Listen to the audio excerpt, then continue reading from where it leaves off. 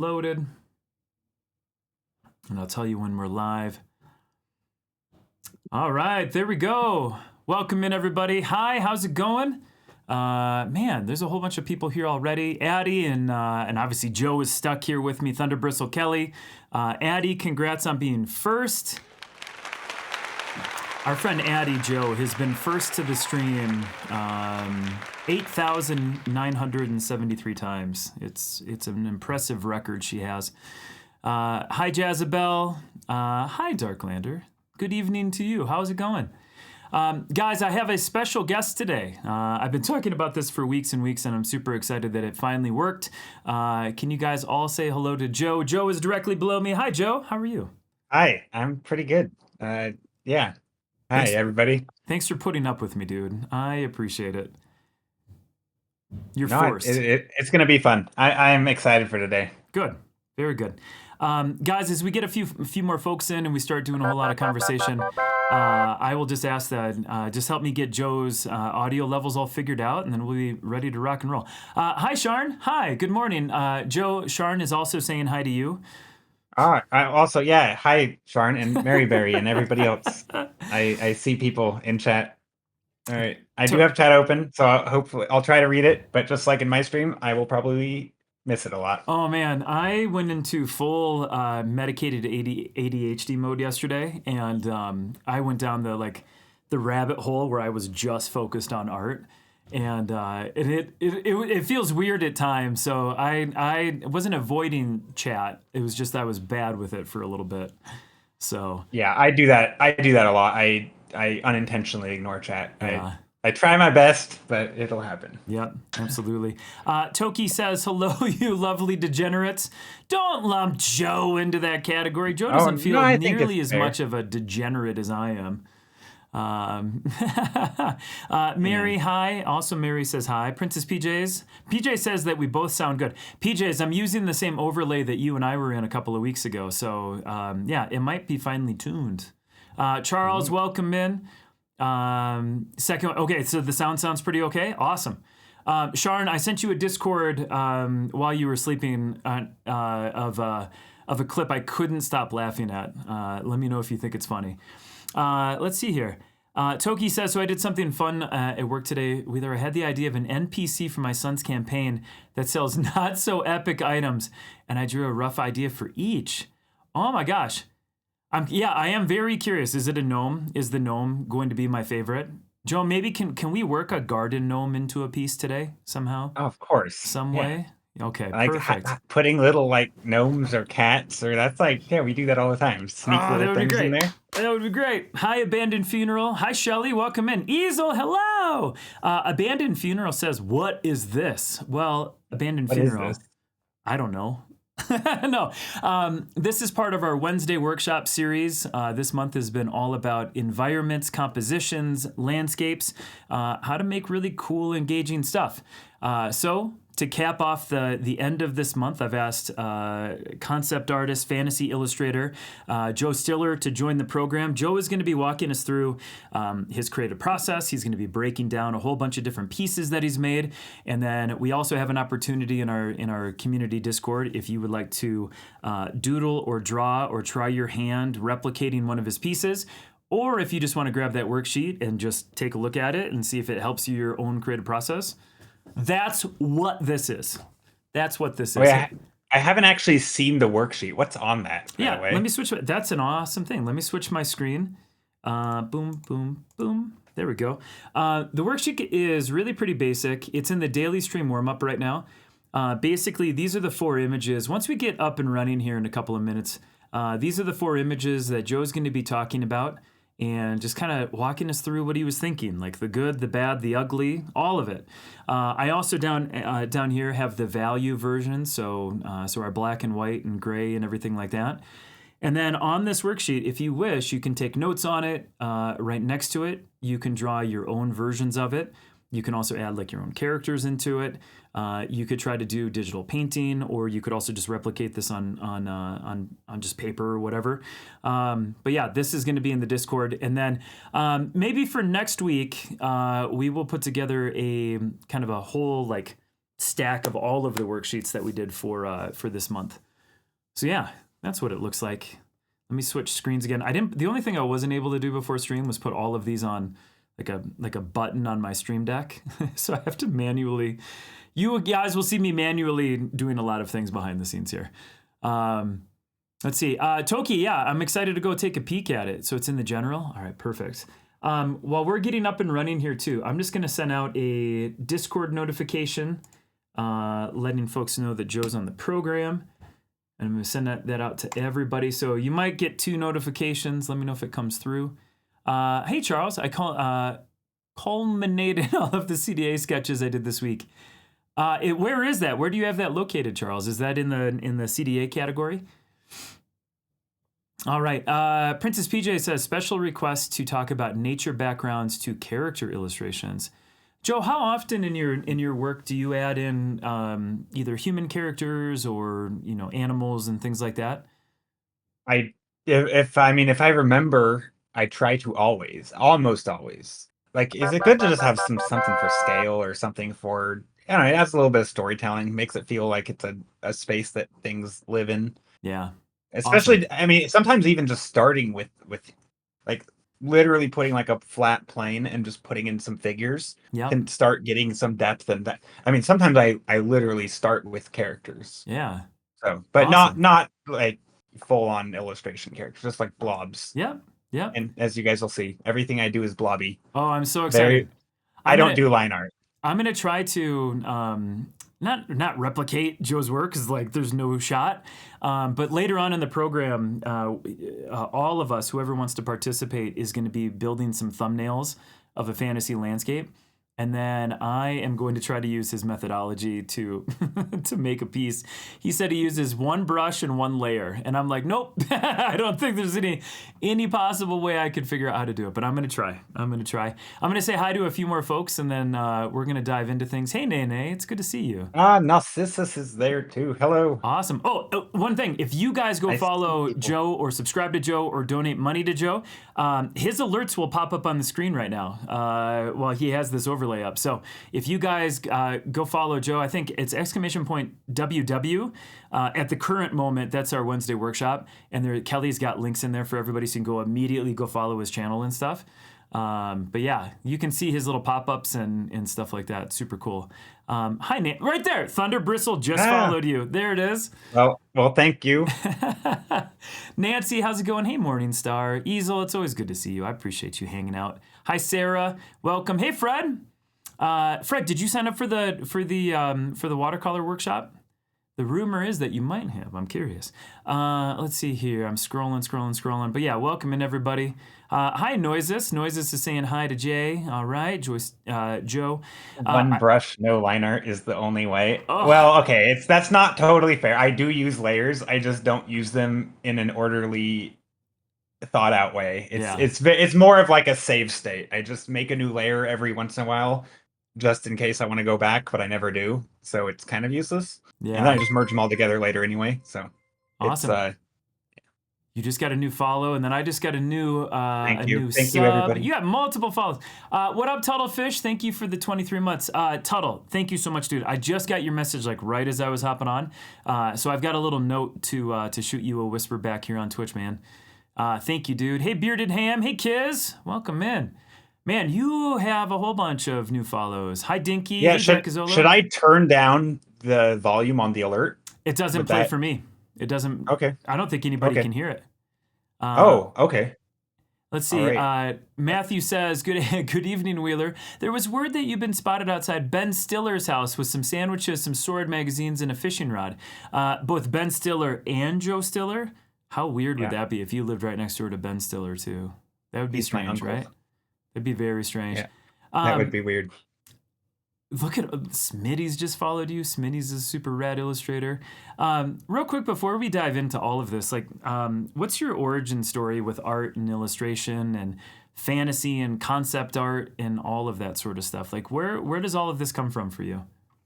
I drew as a kid, like everybody.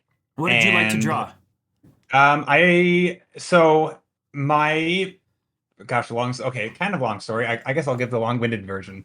My older brother and older sister were homeschooled, Okay. and my older brother is 5 years older than me, and so I have my earliest art memories are of me sitting at our kitchen table. He was being homeschooled. He had some sort of art book, and I remember seeing like a cube, just like, three-dimensional cube, not even in perspective, just probably like isometric or something. I don't remember. But I kind of remember learning how to like, shade a sphere. I basically learned what shading was. So Yeah. one side of a sphere is dark and then it gets lighter, or the outsides are dark and the inside's light. I did everything that same way. If I drew a Where did that come character, from? Do you remember like who was um, teaching that, or was that a book or? yeah, there was some book. It was some art homeschool art book. I don't know. It Okay. wasn't. I was too young to even remember. All I remember is that I learned how to make things three-dimensional, or that's what I thought I learned. And I was terrible at it. Yeah. They're awful drawings. But in my mind, as like a 8-year-old or whatever, they were pretty cool, and I Yeah. was super excited.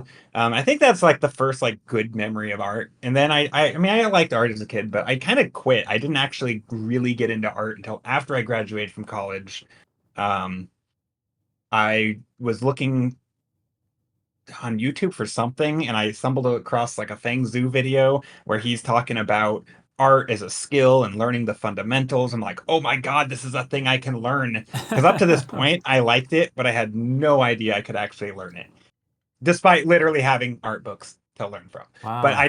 I never connected the dots between like, the people who make the cool covers inside the video games that I played with Yeah. all the art. I never connected that like what I'm doing as a kid was that. It's Wow. not like watching I think a lot of people grow up seeing like if they're into sports, they see their professional sports players on TV and there's a direct link, but like I want to be that guy. I Yeah. had no concept that the people doing the stuff I liked was a thing I could be. And Yeah. so it wasn't until after university and a non-art degree that I, yeah, kind of realized it was a skill. I'm like, oh my gosh, I'm going to learn this thing because it's cool.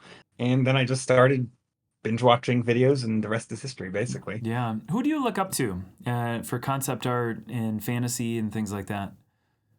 Um, oh gosh, I mean, I look up to so many artists for so many different reasons. Yeah. I mean, obviously, all the like the YouTube educators, I I look up to them because I've learned so much from them. Then there's people like Bob Ross, who's just huge inspiration to people. Everybody loves Bob Ross. Yep. And let's see what else. But then there's artists like Andreas Roca. I think is probably, as far as like the type of art I do, or sort of what I aspired to be, he's probably the biggest influence, I'd Okay. say, in terms of like color, and just he also does environments.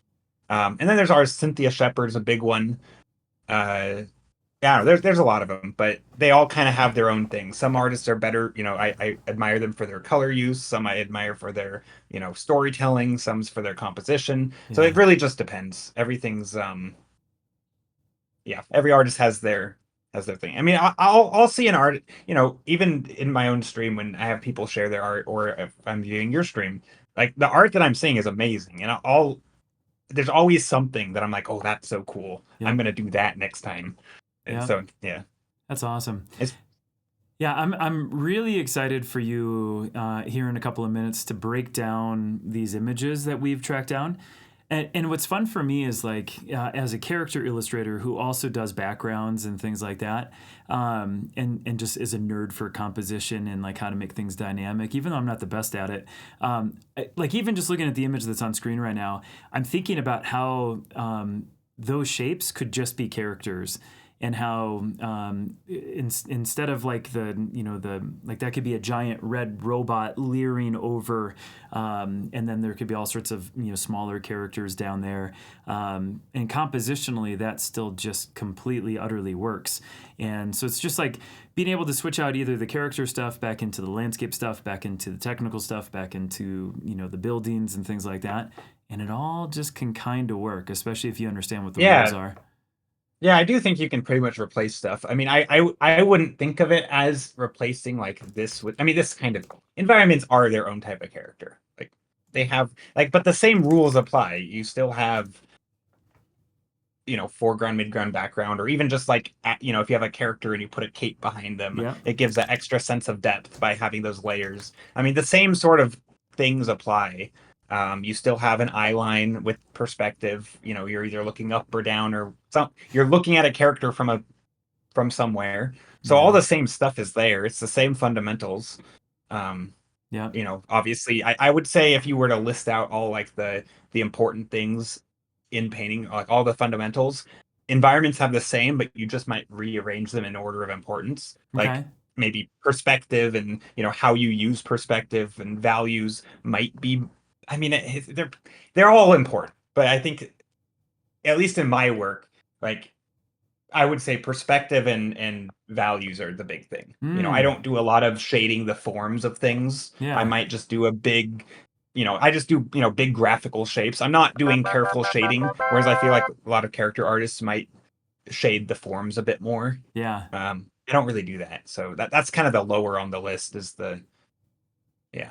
Right on. Real quick, a whole bunch of awesome folks just popped in. Hi, Jesse. Hi, Kevin. I said awesome, but I'm still going to include Kevin. Hi, Lissa effing Bailey. Hello. Charles just said, that's a very interesting idea. I treat color as character, but treating backgrounds that way hadn't occurred to me. So our buddy Charles has already had like a big aha moment, which is pretty cool. That's got to feel good. Guys, real quick, I forgot to reintroduce Joe. So, as part of our Wednesday workshop series, talking all about composition, environments, backgrounds, and how to just make stuff look cool, I've asked Joe to come on the program. Joe streams here on Twitch 3 days a week, does a lot of fantasy, concept art, environment, background, and obviously splices characters in and stuff like that. And so Joe is going to be walking us through not only a handful of the pieces that he has selected for us, talking about both the good, the bad, and maybe in one case he was telling me a little bit about the ugly, something that he would do differently. And then after we talk through those pieces, he and I, and if you guys are interested, doing some thumbnails. So there's some examples down below all of us about just kind of his thumbnail process, which is really rad. And then I am gonna try, very embarrassingly, to try my hand at his methodology. And do a digital landscape, and it's going to be bad. And this is just where I very humbly just apologize for what's going to happen here. So, hi, Silence Yeah, no, Feelings. I feel that though with the doing the bad stuff. I mean, that's how you get better. And at some point, you're always going to think your stuff's bad.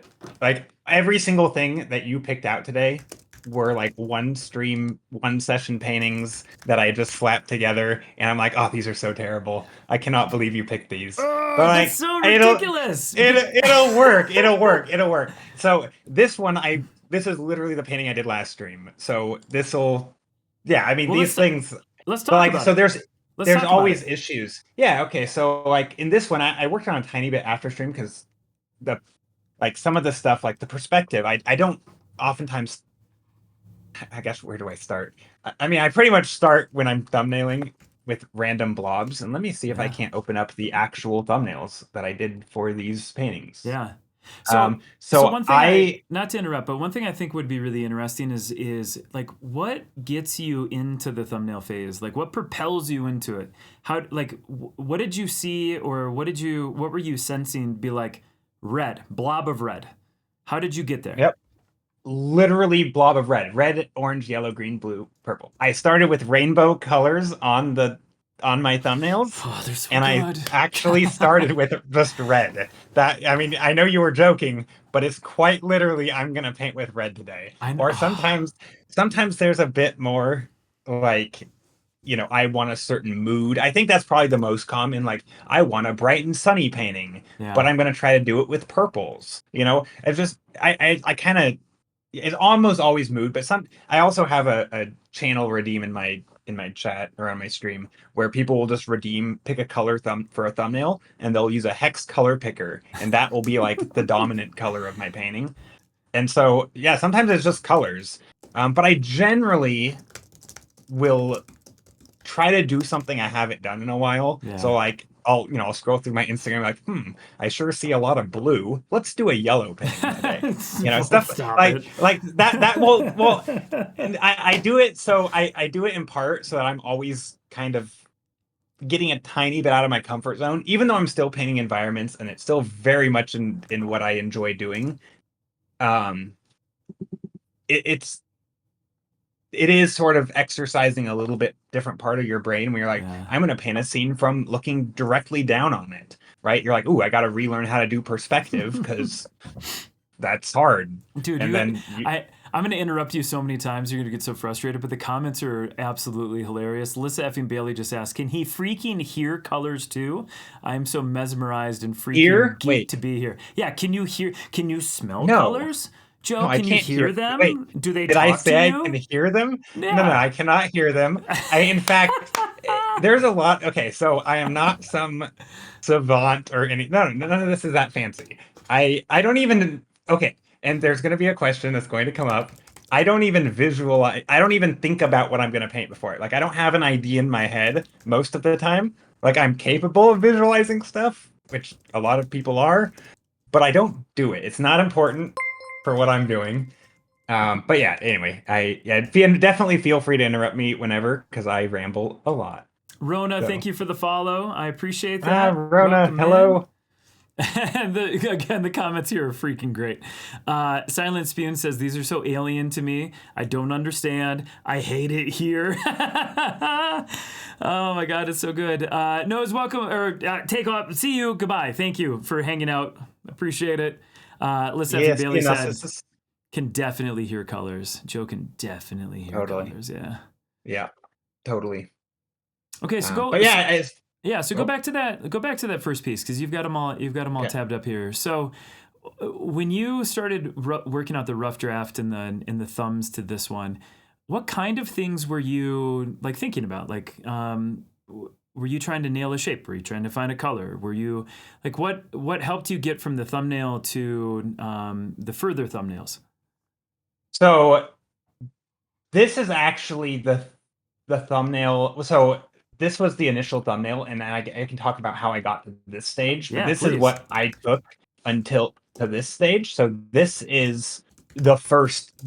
This isn't really a thumbnail. This is kind of I mean, it is a thumbnail, but this is the ending painting from one of my streams, and I actually went back knowing that I was going to be here today, and I did basically iterations on each of them to like add stuff like what if this thing opened up, Yeah. and I was like what if that just, what if this thing could come up, and so there was a little bit of this was more like concepty kind of just like thinking about what these structures are, what is their function.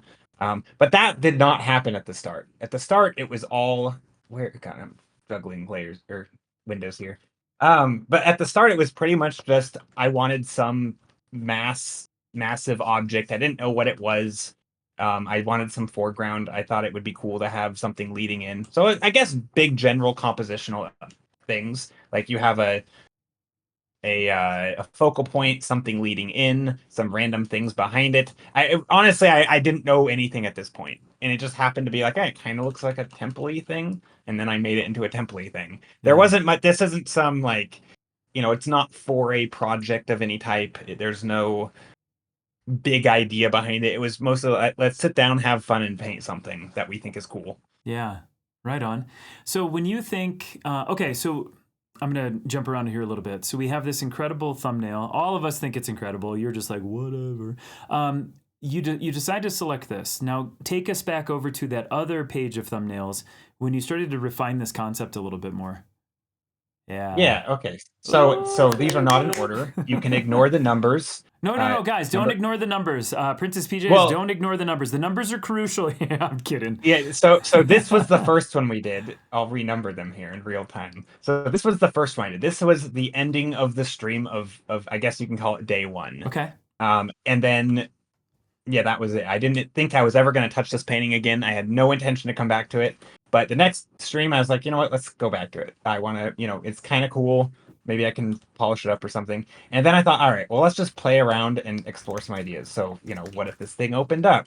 And I thought, okay, well, if it opens up, maybe there's some glowy thing in it. Well, if it's glowy, then maybe I need to darken the background. So I'm like, all right, let's darken the background to make the glowy stuff contrasty, right? Because again, kind of that's one of the ways I think a lot is like, I want to do this thing. How can I make it work? So I want to make this glow.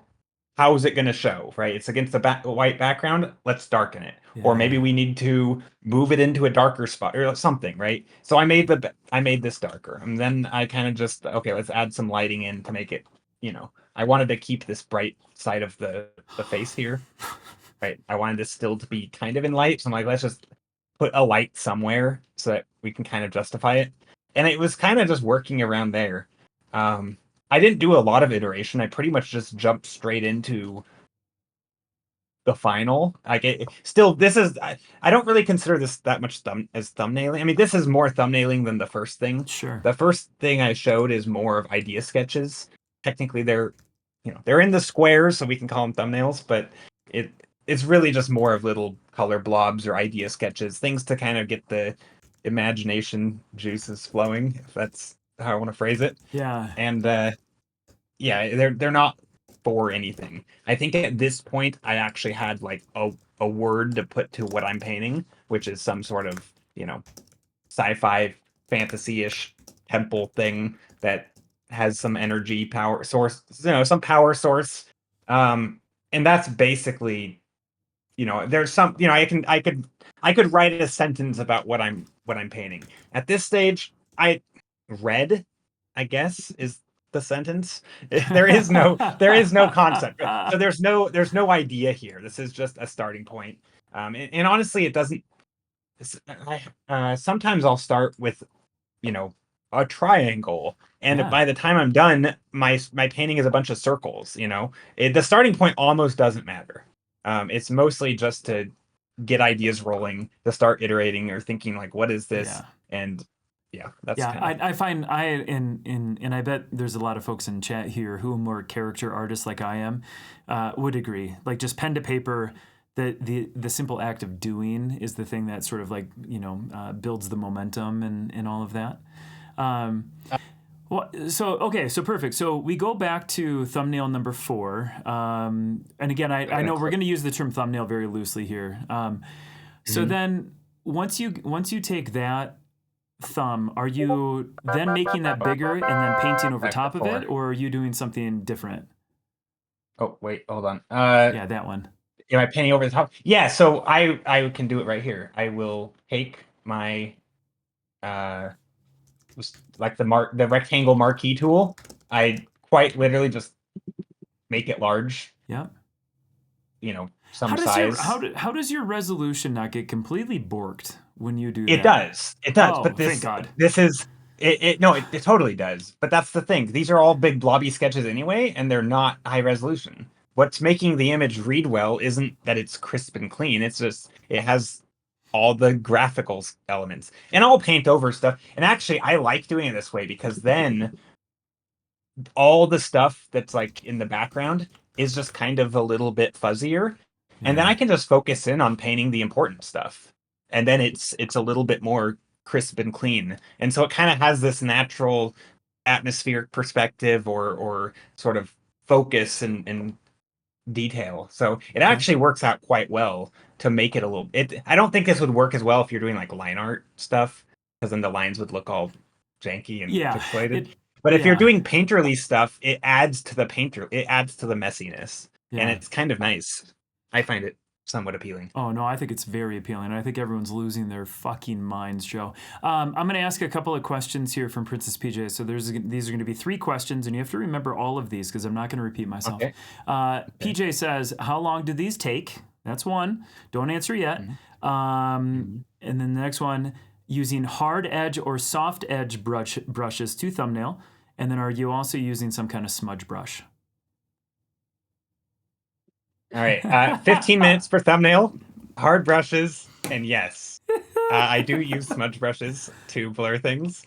And so the 15 minutes can vary because because I'm doing these on stream and I'm ranting a lot, Yeah. I oftentimes forget to paint.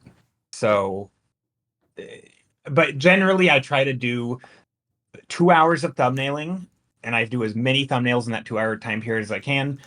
And again, this is like, what is this? This is not a like this is nothing, right? No, This that's thumbnail number everything. 2.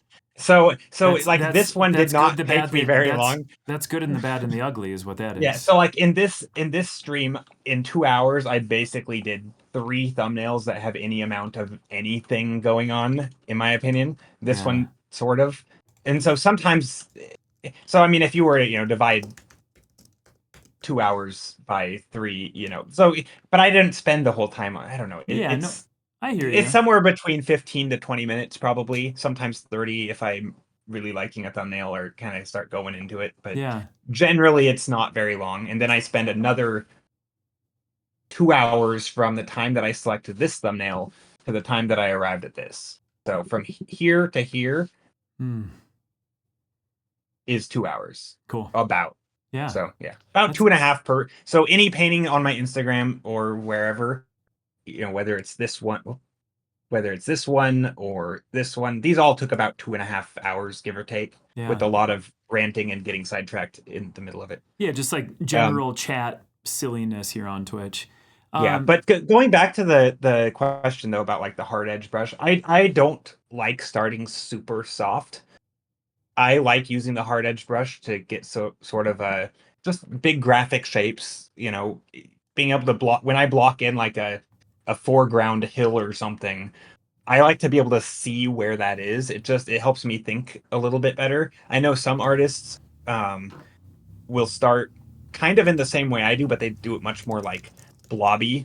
And I have a hard time doing that. I think I like to make it more messy as I go, sort of. I start, well, but yeah. So I like hard brushes. I'll use soft brushes to like push things back, add layers of atmosphere. Um, but mostly I'm painting with a hard edge brush. yeah. Yeah, right on. Can you go back Just close that. to the This original one? sort of the fully finished big image? Oh Um yeah. Fully finished is a stretch, but okay, which one? This one. whatever, man. Uh Okay. so summarize for me. So I it's so neat to be able to see concept, thumbnail, further idea, light glow, stuff like that. When you look at this image, what do you think? Like, where does your brain go? Like, what are you?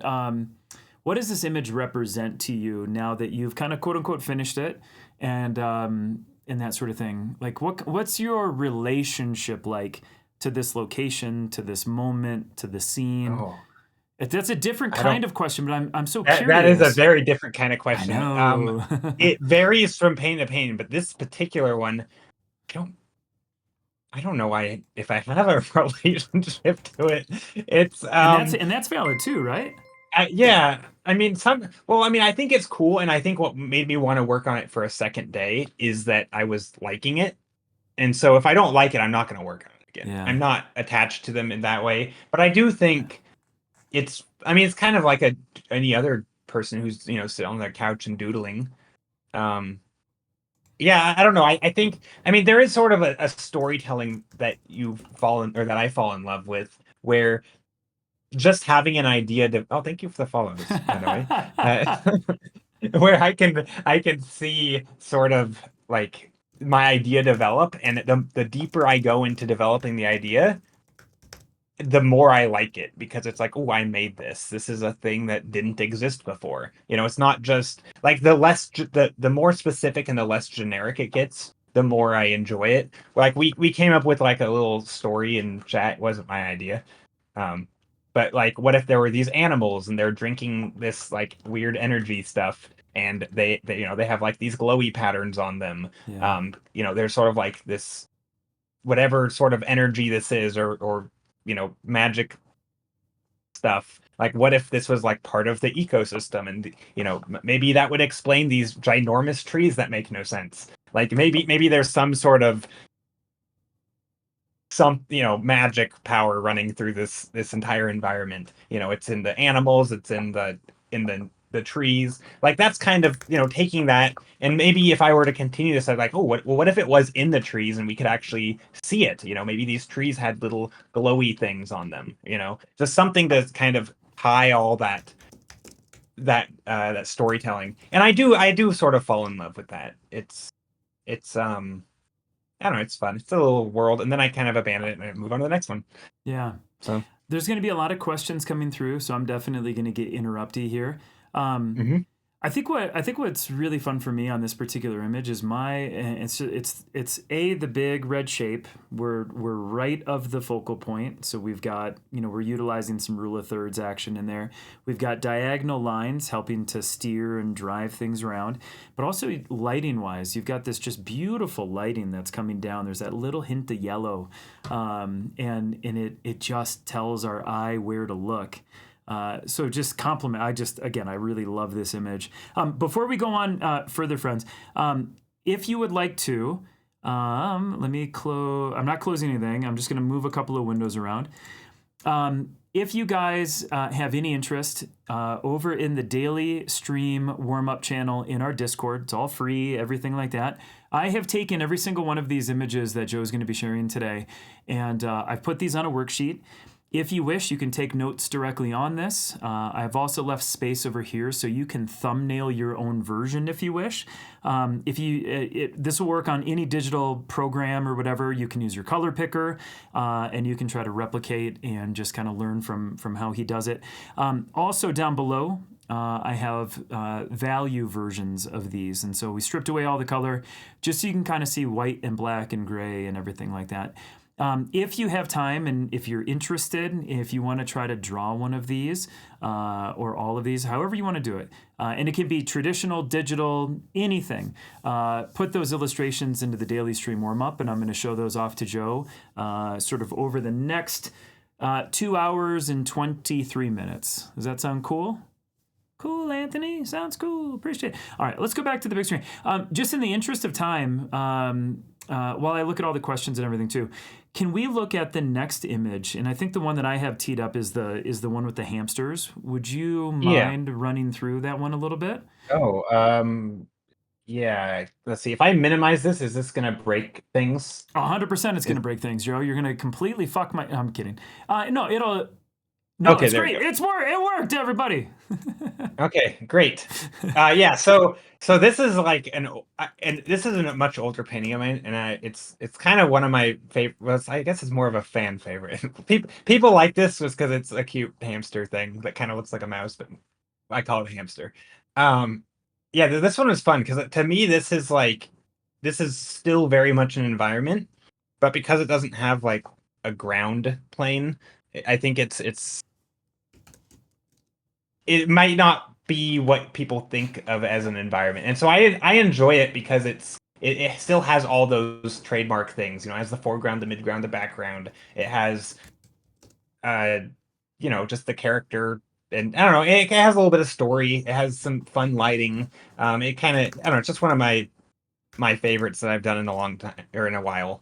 Spicy, I was really excited about this one for different reasons. Spicy Jaw is asking, do you ever use the golden ratio spiral to lock down focal point?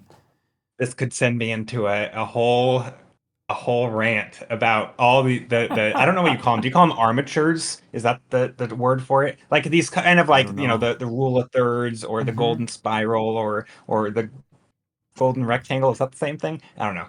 But any of these things, I think they're I mean, I kind of use them. I think there's like the Joe rant activated. Exactly. There's a bunch of these, and I guess I think about them sort of for like a balance thing. Like, and most of the time I'll do sort of rule of thirds, like, oh, I want my focal point somewhere here, kind of, but not really. Very quickly I start abandoning it, and then I'm always keeping the balance of the image kind of in mind, but it's not really the important part. I feel like balance is kind of easy to get. Like it for example, if I have I don't know, let's say my image was like this, right? Or let's say it was cropped. Yeah. it might not be totally balanced, but you, without even changing, if I were to add another rat here, it would kind of push the focal points this way, It right? would. So like you can balance things out. Even if you wanted the mouse or the hamster here, you can keep it there. You don't have to like, ooh, I gotta line it up better. You can always change things or add things. I mean, you could of course recrop it, but there's so many ways to rebalance an image. You could, maybe you could I don't know, I'm just making this up now, but like, if too much of the image is being weighted over here, just add something to pull it back. You can use lighting if you if the whole image was like this, or for example, it's kind of laggy. Ooh. If the whole image was like that in dark, that's going to change how it pulls the eye. Um, and so everything you do is going to affect something. And so I don't think you have to be like, ooh, this needs to be rigid on the rule of thirds. I don't really think that way, and I typically Yeah. don't even start that way. I just start painting stuff, and occasionally I'll, my brain will go to, ooh, does this look balanced? And then if not, then I'll adjust it. Yeah. And the same thing with the golden spiral and all that. One of my goals is to, move the eye around the image a bit, kind of avoid corners. I don't want like something to go straight to a corner and just like, be like a black hole and draw you off the page. And so I might put little shapes here. Let's use red. Like I might put little shapes here, or I'm gonna make lines that kind of circle around just to keep your eye back on the page. It's not super subtle, but like that's kind of what the golden spiral is doing. Yeah. It keeps you on there, and it's still kind of rule of thirdsy. Yeah, so I don't think about it too much. Do you think in concept art, do you necessarily need to be subtle, or do you have to telegraph? Like if you were working inside of a video game studio concepting like this, that subtlety might get lost just in terms of like what the team would need from you to be able to drive the project forward or create that environment, that sort of thing. Curious. Yeah, it's an interesting. I'm not sure I followed Yeah. the question. So wait, so I don't work in a game No, studio, and I no, don't, I know. and I don't really know. When you say that subtlety, what exactly Well, are no, you referring to? you had just mentioned that sometimes adding in some subtle things that might not necessarily kind of finish the image off, but it just sort of helps you because it's part of your process or whatever. But ultimately, sometimes those things aren't needed, but they definitely help the overall image. But if you're doing a lot of concept art or a lot Gotcha. a lot of thumbnailing, that subtlety can get lost. But if you're going to really noodle on a painting, putting a lot of that in is Yeah. probably great. Ooh, we're getting Yeah, a raid. Oh, welcome, Raiders. Perfect Oh, Helena. time. Hello, Helena. We know Helena. I know, isn't she sweet? Isn't she She's sweet? amazing. She has the Raiders, cutest welcome art. in. There's so many. Shine, welcome to the stream. What up, Blix? Deathy, where have you been hiding? Nephra, welcome back to the stream. Helena, hi, welcome in. Guys and girls, friends and fam, I've never said that before, never gonna do it again. We are hanging out with Joe Stiller today, concept and fantasy illustrator, part of our workshop series, and we're learning how he is a fucking magical unicorn. And we're evaluating a couple of his pieces and just trying to understand witchcraft. It's pretty fun. What were you up to today? Slurps your soul. Whoa, wait. For free? Imagine the day I say I'm a raid Anthony. Joe's also here. Yeah, it's a twofer. Amy Jo. Hi, Amy Jo. Thank you for the 15 months. This number just keeps getting bigger. Can somebody fix that maybe? Shine, thank you for the follow. Yeah, we can fix it. Once we get to, let's just say 115 months, Amy Jo, I'll get it fixed, okay? That would be awesome. Skill, thank you for the follow. Helena, what were you up to on the stream today? Deathy says, we all know Joe is a unicorn. Well, yeah. I mean, Totally. Obviously. Well, yeah. He's got the horn. He's got a wand. You were painting frogs. Can you send it to me if you have any time? I'd love to show it to everybody. Also, anybody who doesn't know me, I'm Anthony. I draw for a living. Every Wednesday, we host a workshop here on Twitch about art illustration. This whole month, we've been really focused on environments and composition. And today is the final sort of workshop for this particular session, which is why I asked Joe to come hang out and teach us all of the good stuff, because I don't know all of it or any of it at all. So it's pretty great. No refunds. No, there's no refunds, guys. There's no refunds. Hi, nerd. Welcome in. Will you accept a follow instead of my buns? At this point, anything I can get would be great. But also, if you guys go follow Joe right now, ! J Stiller or ! WW, if you follow him, there'll be a little notification that will pop up on screen right now, and then we can thank you doubly, which would be really cool. Sir, Wait, sir, do I have my own? I have my hi. own command. Yeah. Oh yeah. Whoa. Yeah. Fancy. And that command will live forever. The ! J Stiller. Sneak in. So I can sneak in here Yeah. and shout myself out. That's fancy. All right. You really can. One of my favorite things about this painting is just the way that you are drawing the attention. Not only is our mouse, hamster, rat creature off to the left-hand side, so we get a little bit of uniqueness from that, but just the way that you have that value shift coming back through that tree that's curved, and then all of those limbs are pointing right back.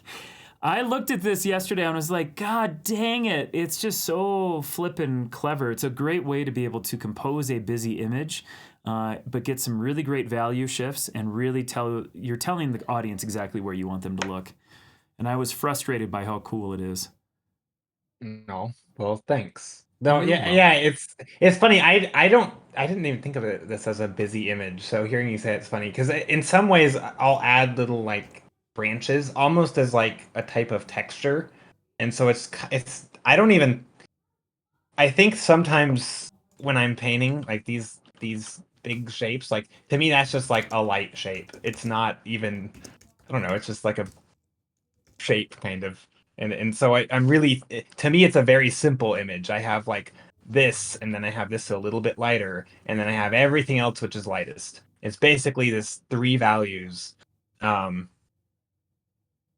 that's yeah. So it's funny to hear you say that it's busy. I don't know, but Well, yeah. And busy's not a negative connotation. No, I no, no. I assume you know. know. Yeah. Yeah, yeah. Because there's so much going on, and I mean your depth of field on this. It's like you have foreground, middle ground, and background to the background. I mean you've got all of those different layers put on, but True. the way too that you have the opacity of each one of those, and we're just going to call them layers in that case, and the way that our dark colors and our dark shapes and our boldness is obviously close to the camera, and then everything starts to really fade away, and it's cool. Again, this is one of those images where you just get lost into, and I'm looking all the way into that far, far, far back, and it's cool because it feels really dense. Yeah. Yeah. So that's something that we can get into a bit later when we start doing the actual thumbnailing. But it's really easy, especially in digital, to just add new layers back. You can, like, just by taking something, let's like say this value, and painting it slightly lighter, and it's going to make it look like it's going behind because it's just a lighter value. And you can just repeat that by mixing basically to infinity, and you can just keep on making it more subtle. It's Yeah. harder to do in this one because there's a lot of weird, like, soft over gradients going on, just because I probably used an airbrush at some point. But yeah, And not when your hard especially in the brush? How dare you? No, I'm kidding. so yeah, this is my this is my everything brush. It has a little bit of texture. I know because brushes are super important. Uh, yeah, it has a little bit of texture. It's not a super hard brush because it has a little bit of a fuzzy edge. Is that on a But multiply layer too?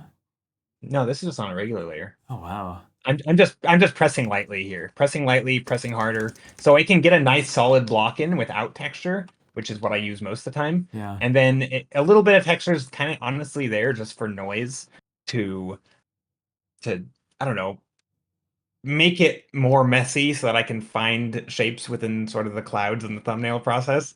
I like a little bit of messiness. It helps me decide what I want to do next. Yeah. And environments are messy, right? Yeah. Yeah. Hey, Casey. There's a couple of really great comments that have come through, and I want to show what Helena was working on today. Kathy Bean says that this doesn't look intentional. Everything just flows, and then she adds a "so amazing" to it. And that's, again, this is why I'm really smitten with this image. I know that there's a lot of brain power and work behind this, but it just floats. It just works. It's really cool. Let's see, I've missed a couple more. Hi, Mr. Owl, welcome in.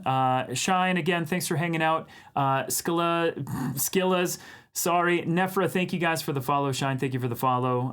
Let's take a really quick peek at what Helena was up to. Boom, look at that. Yeah, the art tax time. Yes, isn't that great? I love this. This is such Wayne's work's always amazing. Yeah, I know. It's frustrating. Our friend Margaret introduced me to Helena, and it's been, I'm a lucky dude. I'm a super lucky dude. I love the hat. The hat with the horns and all the little stars and the gravity, the way that those things work. And hey, Casey Snow. Yeah, this is wonderful. Helena, do you have anything new in your shop that you'd like to show off and tell people about? But yeah, I appreciate the raid. Thanks for all the support. Joel, let's take a peek at the next image that you have, and I think that one is, I guess the one that I had on my list was this one.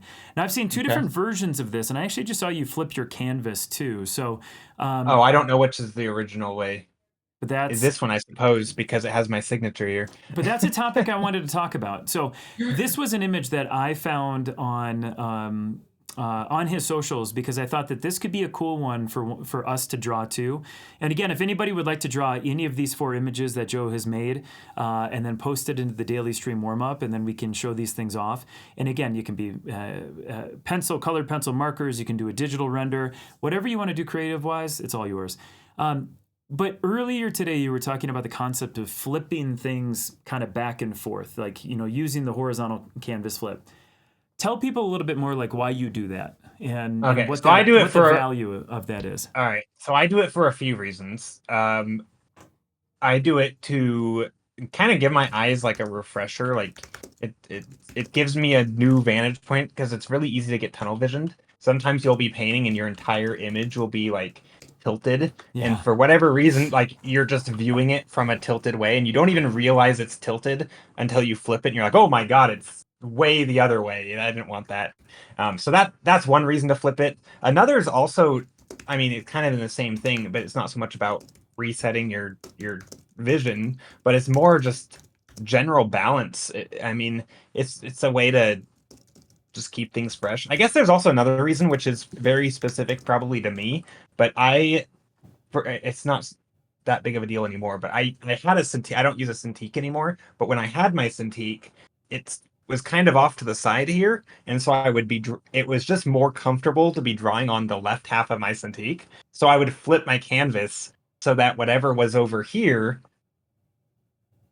would flip over here, so I wouldn't have to move my hand. So I could just draw on this part of my screen, so there was that was my so yeah, those are kind of my reasons. It's just to sort of get a new view on your image and reevaluate it. Even things like flipping it upside down, especially if you're doing a lot of sky and that's supposed to be in perspective. Flipping upside down and treating the sky as if it were a ground plane, like the underside of the clouds or whatever, like that's going to be in perspective too. And by flipping it, it can kind of trick your brain into seeing things a little differently and reevaluate stuff. And it's just helpful. Can I tell you some of the things I like about this piece? Yeah, because I'm curious. I genuinely don't know. So, and again, this is one of the ones that I grabbed in because then Joe, right after I tell him the things that I like about it, he's going to refute all of these, which is fun. I was immediately smitten with the birch scene. Just personally, we have a lot of birches around. I love them. I loved the trilogy, the 3 ornamental stone things. I think designing with odds in mind can be at times very, very, very cool and super fun, and they just really are eye-catching and attention grabbing. The little shift of the bird in there was great. I loved just sort of beyond that though, like just how much depth of field, and like my inclination, if we have some of these gray trees and then they get much lighter, we have that hint of yellow. I love just how sort of messy and organic the far, far, far background got. Because it just made it feel like your location was super rich and full of depth, which is not something that I do particularly well. Oh wait, Radio Aaron cheered a bit and said it's so weird to do a TTS while there's a guest because they always step all over the joke. So this is my daily reminder for you, Anthony, to get wrecked. Thank you, Aaron. I appreciate it. Yeah, I love the lighting on this. I think that dash of yellow is just so good. It just works for me. So yeah, I'm a big fan. Also, I just noticed the triangles. Like you notice the triangle in the very front to the foreground. So there's a really great triangle that's creating a dynamic that's running this way. I don't see it. You don't see it? I don't see it. Okay. I mean, I can see triangles, but they weren't. I don't like. Are you talking about like? I'm taking over. It's my like stream now. Wait here. And this? No, you're. Yeah. Show me what on your screen. What you're seeing. Yeah. So let's see here. I'm on a new layer. So there's this shape right here. So that's really dynamic. Here's another triangle.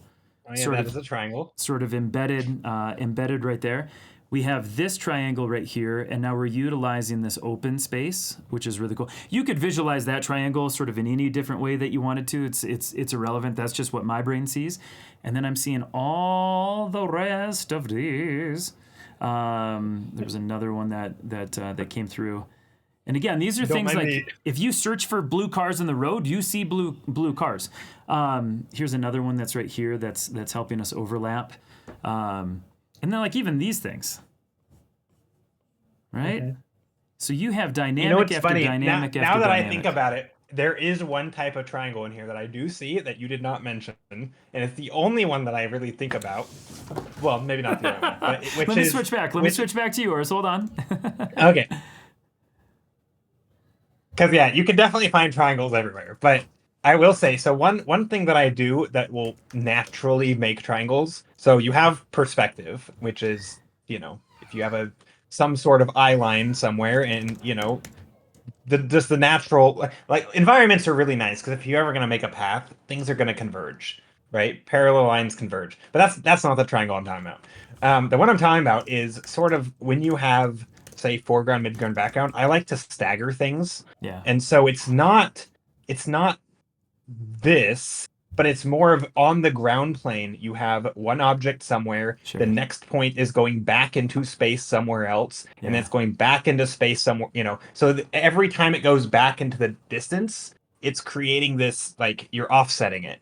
That's your three-dimensional brain being able to see things like that. So instead of having like ground plane, so instead of having foreground, midground, background in a perfect line, I'm basically just saying, what if I move the midground here that way? So it's creating a triangle that way where it's staggering things. And that's something I do a lot. It's not just with the shapes and orientation of stuff, but it's also just with values. I just like a variety of things. This painting is actually, oh, sorry. Oh no, I'm sorry to interrupt. You did it with the trees too. So like if I then clear this thing out, you did that exact same technique, sort of like right here, back to this, back to that. It's not as dramatic of a ground angle as this one is, but that staggering and moving things around helps change the momentum of the piece, which is really neat. Aaron, thank you for the resub or the gifted sub to our friend Kathy. I appreciate that, man. Let me turn that back and on. I think part of the reason I do that isn't so much because the staggering it is good. It's more because having these random lines that weren't intentional is bad. Like I think and this is actually going back to this one. I don't remember. Was it this? Well, at one point, I think I had the top of this building perfectly balanced with this, and these trees looked something like that, and it was just making this weird line straight across. And that was something I'm like, let's stagger that. Let's move this one down. Let's move these trees up. And again, it's kind of this you're just adjusting things to make it a little bit more organic looking and interesting. And that's sort of my goal. A lot of what I do when I paint is sort of just self-critique. Like, oh, this is making a weird line. I don't want a line there, or maybe I do. And then it's like, oh, that's a happy accident. Can we talk about that? So you brought up a topic with me before stream started, self critique. What's if you were going to redo this piece? Because again, we've already talked about this. What would you have done differently, and why do you think that this one could be elevated?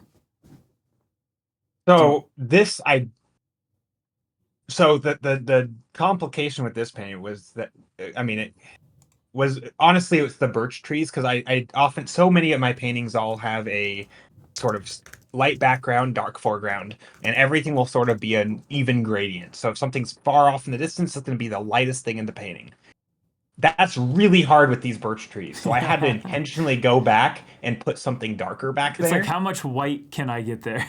Yeah, right. My background, if I, if I take the color of the sky and bring it down, it's like almost the same color as my trees, and that just isn't gonna fly. So I had to find a way to sort of put something back there. And in fact, is my screen grayscale for you now or not? No. Okay, well it is for me. Princess PJs is also asking, do you have the thumbnails for this piece?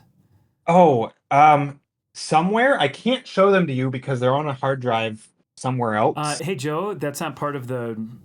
You have to show them to us. Oh, okay. So we're gonna stop the stream. Yeah. So guys, we'll be back in 15 minutes when Joe gets the thumbnail.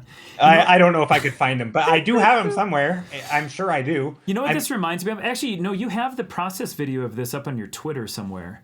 Because I'm a creep. I looked because that's really of the mouse one. I'm pretty sure. No, not the mouse one. Are you telling me? I was gonna say, are you telling me you sifted through 2 years of tweets? That's ridiculous. Fuck yeah, dude! I'm a professional. Okay, I take this serious. I'll see if I can find. Let's see here. You know what this piece reminds me of? Have you ever played Kena in the Bridge of Spirits? Never heard of it. So it's a gorgeous game. It's not the best game. It's a gorgeous game. Okay, so how would you do this differently? And I'm going to go search Twitter real quick because that's who I am. Well, I guess there's two answers. If I were to totally start over, so when I started this painting, I didn't know what it was going to be. So that's a very different process when I know what something's going to be versus when I have no idea. So if I knew what it was going to be and I was completely starting over, I would probably... I don't even know. Well, here, but I can talk about. Let's watch the video. Okay, Let's go back in time. Yeah, let's do it. I don't think I've ever interrupted somebody more in my life. I apologize, but this is the video. And let's watch this real quick. It's on the screen. Okay. Obviously, there's other thumbnails on here too, but yeah, the first one was done in like 2 seconds. I can't make it slower. I know. But that first one though, I do. So I probably have the process video for this. Whoops, I just saved it. Yeah. But it's so this like look at where we're at so quickly though. Like when you decided to jump to this particular version, you've got mostly is the same. This one didn't change all that much, surprisingly.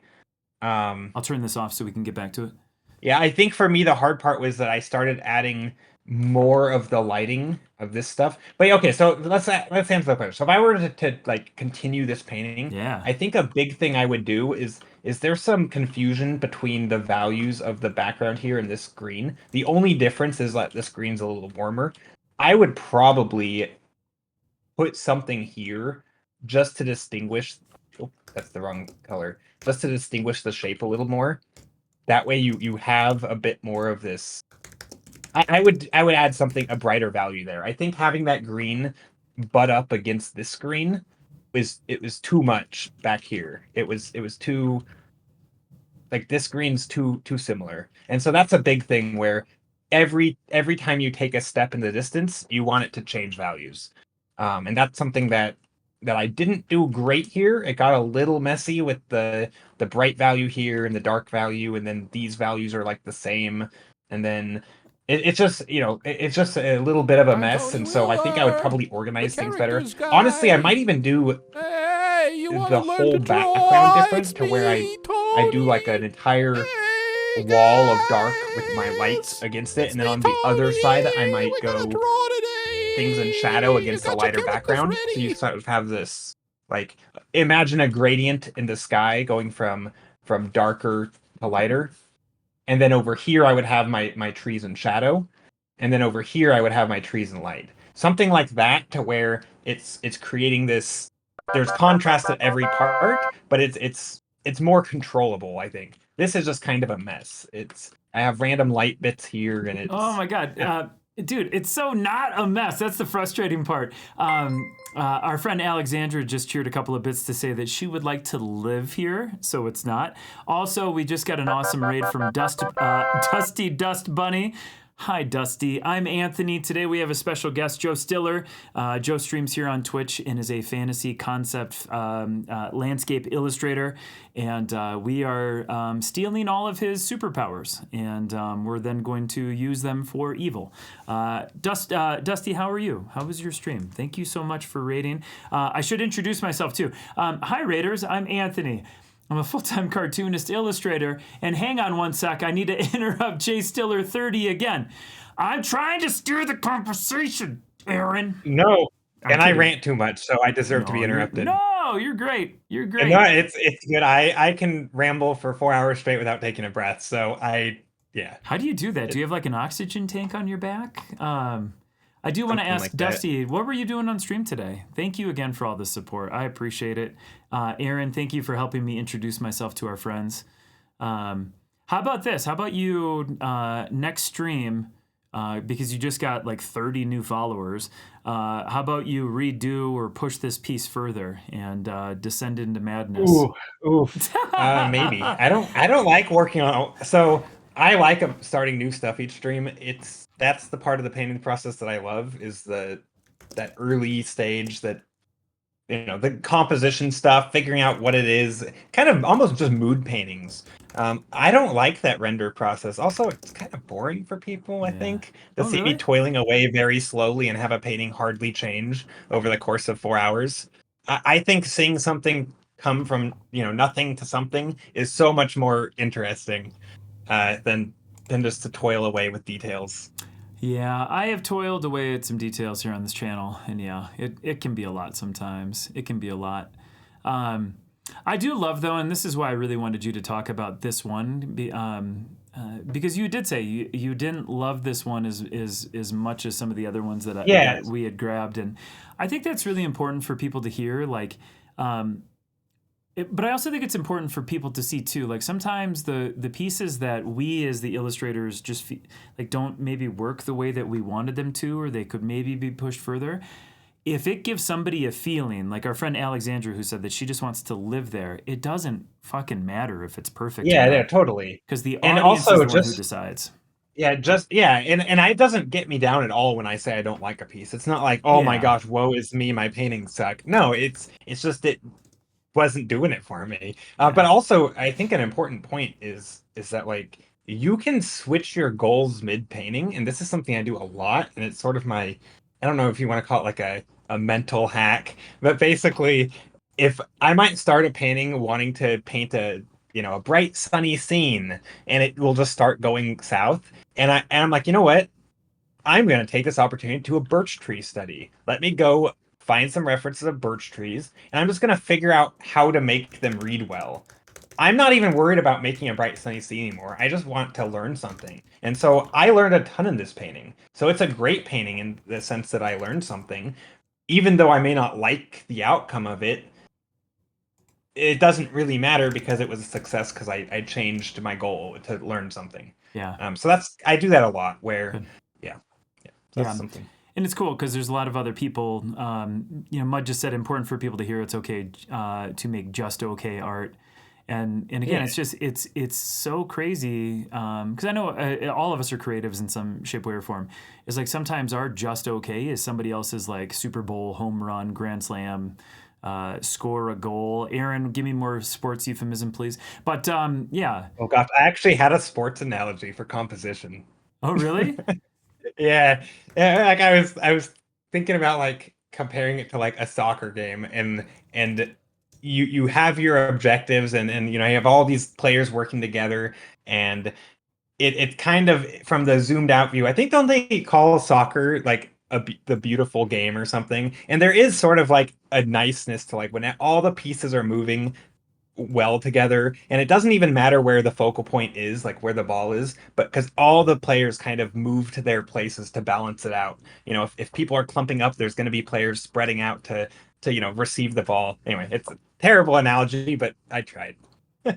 You did try. that, You did that try. was my attempt. No, you did. You did much better than an attempt. Can we get the last one of this grouping loaded? And in the meantime, I want to show off our friend Dust Bunny, who took the time to rate our channel, and I appreciate it. Dust Bunny has this asked if we could show off their YouTube. So this is Dust Bunny and the VR Dance Academy. I have never tried VR because I don't know if I'm a boomer, but I don't know if I'm better than I'm worse than a boomer. And so I was just scrolling to, how do you do this? So do you, and who, like, are people able, Dust Bunny, to come like dance with you and stuff like that? Like, how does, I would love, can we have Dust Bunny on the program right now? How does this work?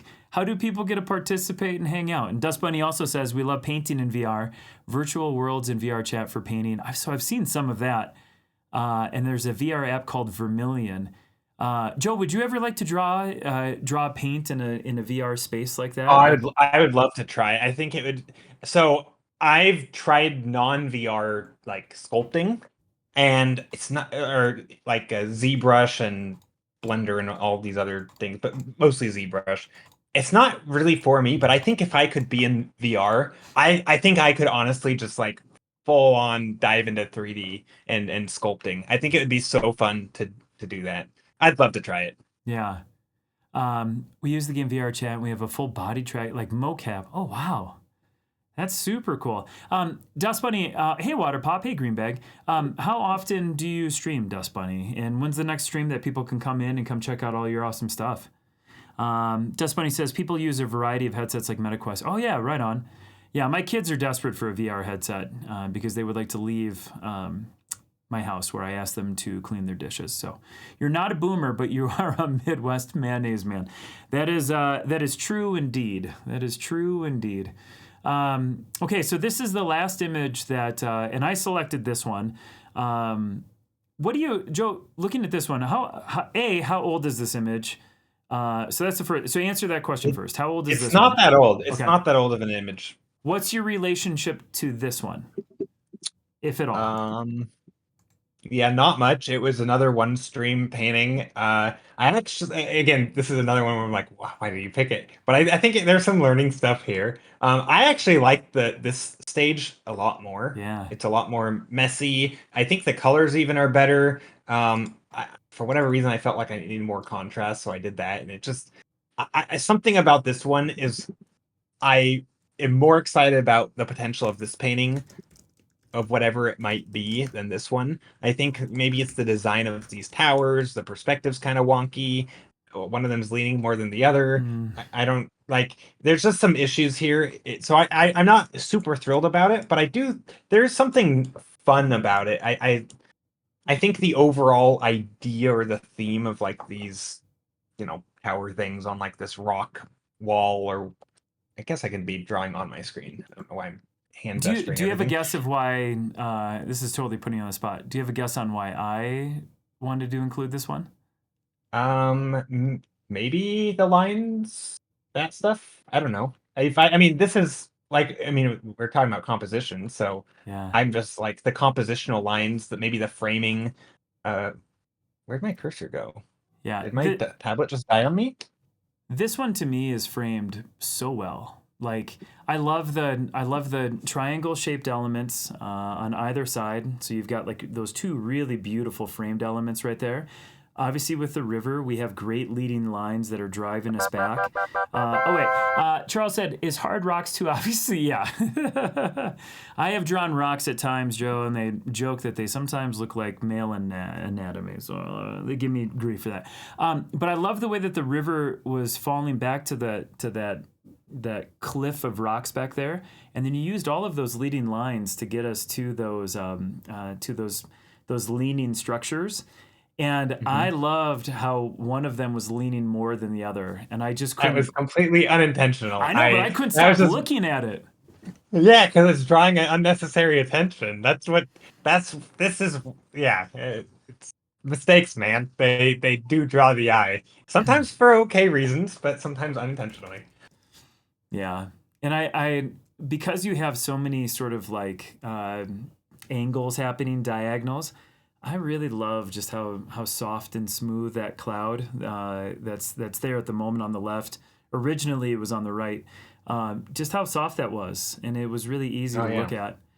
This piece though turned, and this is where I don't know if it's the right brain, left brain in that relationship.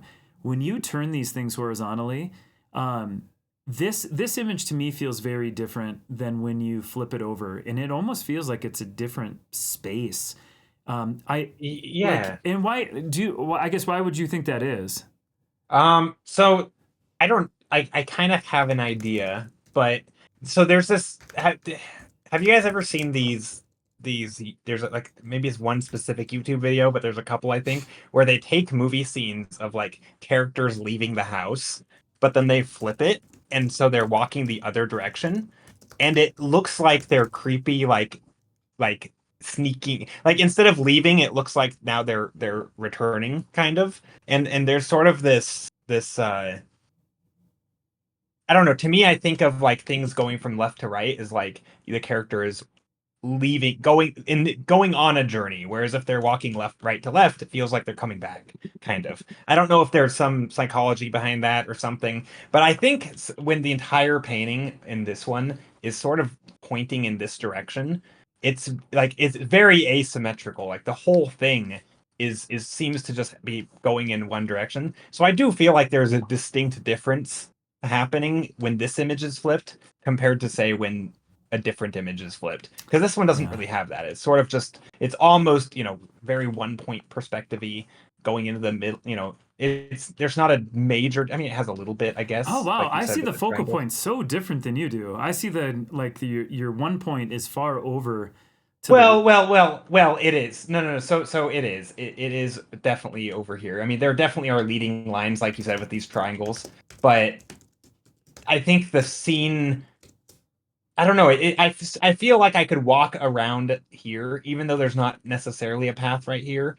This path could very easily zigzag. It's not like we're on an entire hill, whereas this other painting, the whole thing is on it. Like it feels like we're just walking down the riverbed. We could just, go this way. There's no, I don't know. It feels much more angular to me. Yeah. So yeah, There's I a think that might be why when I flip it, this one's a little different. But it's just a hunch. I don't know. Yeah, there's a comment here that I have to read. Observer 8888 Oh, I know says, Observer.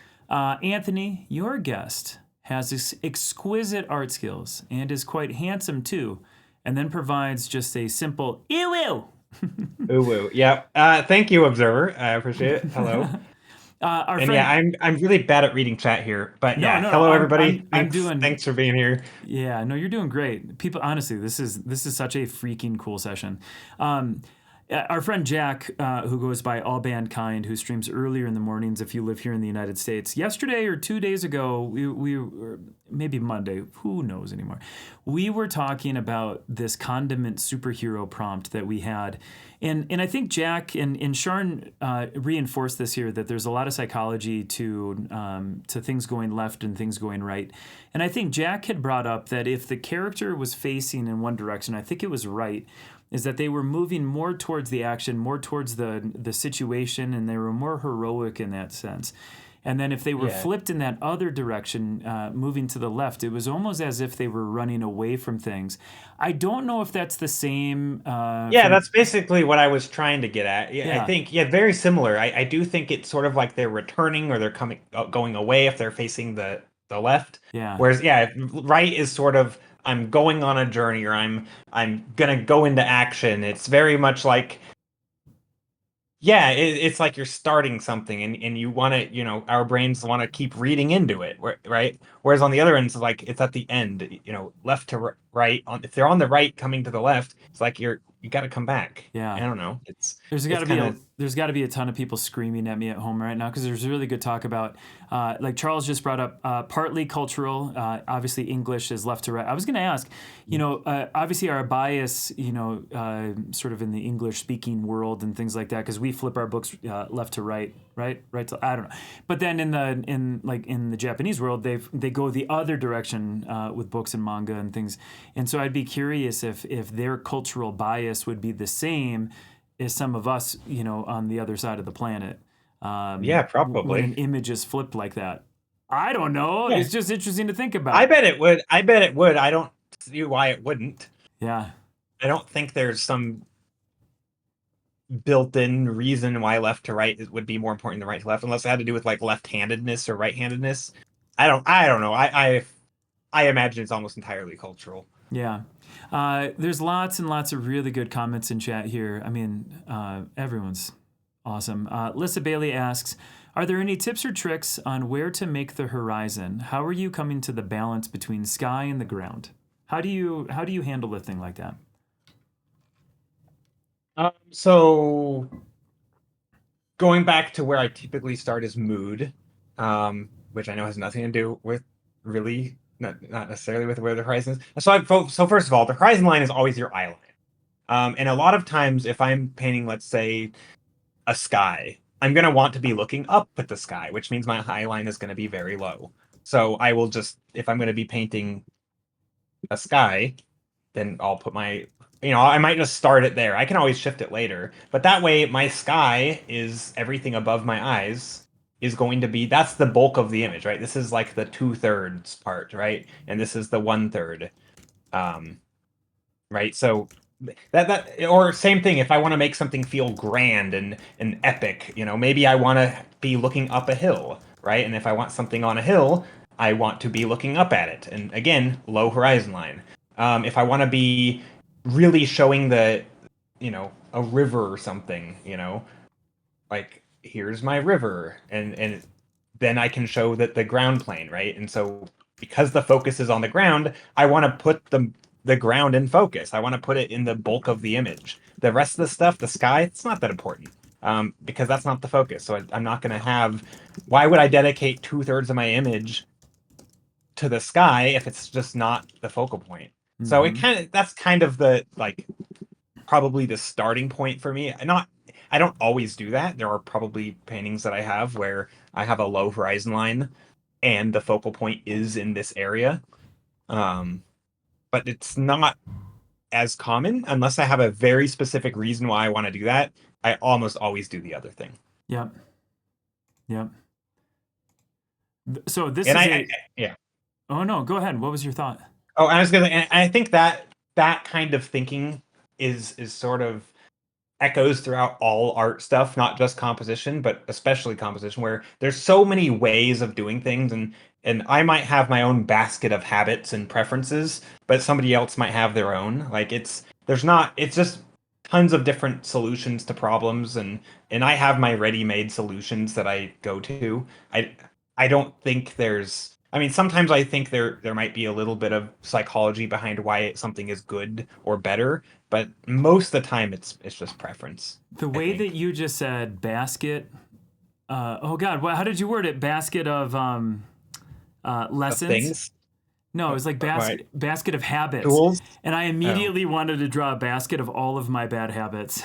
Just that is such a compelling way to make a sentence here. Let's if you're okay, let's shift gears for just a couple of minutes. There's a few folks that have been drawing and sketching some versions of your art, which has got to be kind of cool. So I'm going to take over the screen real quick, and I'm going to pop into our Discord. Yeah, do it. And I'm going to show those things off. Also, yesterday we had a super impromptu doodle session where our prompts from our chaotic draw along was Fox, Ninja, and a miniature with an optional crayon thrown in there. So I'm going to show a couple of those off real quick too. Here we go. And again, if anybody would like to draw with us today, it's very casual. This is the worksheet in here. All of these images come back from Joe. All of the ones that we've discussed are right here. You can draw over, you can make notes on a separate layer or whatever. You can try to do whatever you wish. It's totally free and open to you. And then down here, I really wanted to include these value versions.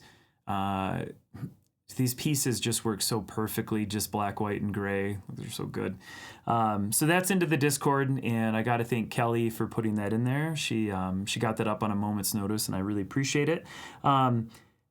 Just real quick, we looked at this yesterday from Joe. There was also somebody who came into the stream yesterday named Fardo Goblin, and they told us they had glasses, a mullet, and a mustache. And so a couple of us took on that challenge, and this was James Lee Stone, and this is a fart that can kill, because it did. It killed. It killed.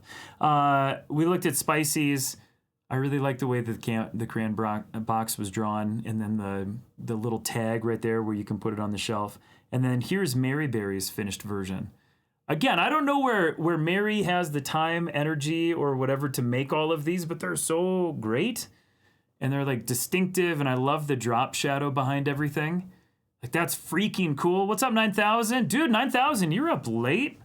And then here's more from Mary.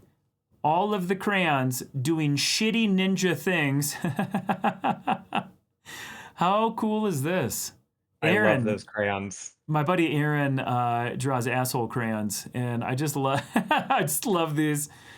These are so wonderful. And then here's another one, just getting after it, and this is them all doing their fight on the desk. Mary's very good. You posted yours? Sounds good, Aaron. We'll see that one down here in a second. This is our buddy 9,000. So if you've never met 9,000, he's a time traveler. Somehow knows what the prompt is going to be hours before it's ever launched, and he finishes these pieces. So this is 30 minutes testing digital watercolor, light shadow play, and then says, amazing work, Jay Stiller. So look at his interpretation of your work. Isn't that cool? I love it. I like that so much better than mine. I just love the concept of the little happy faces and all the little energy thingies. It's great.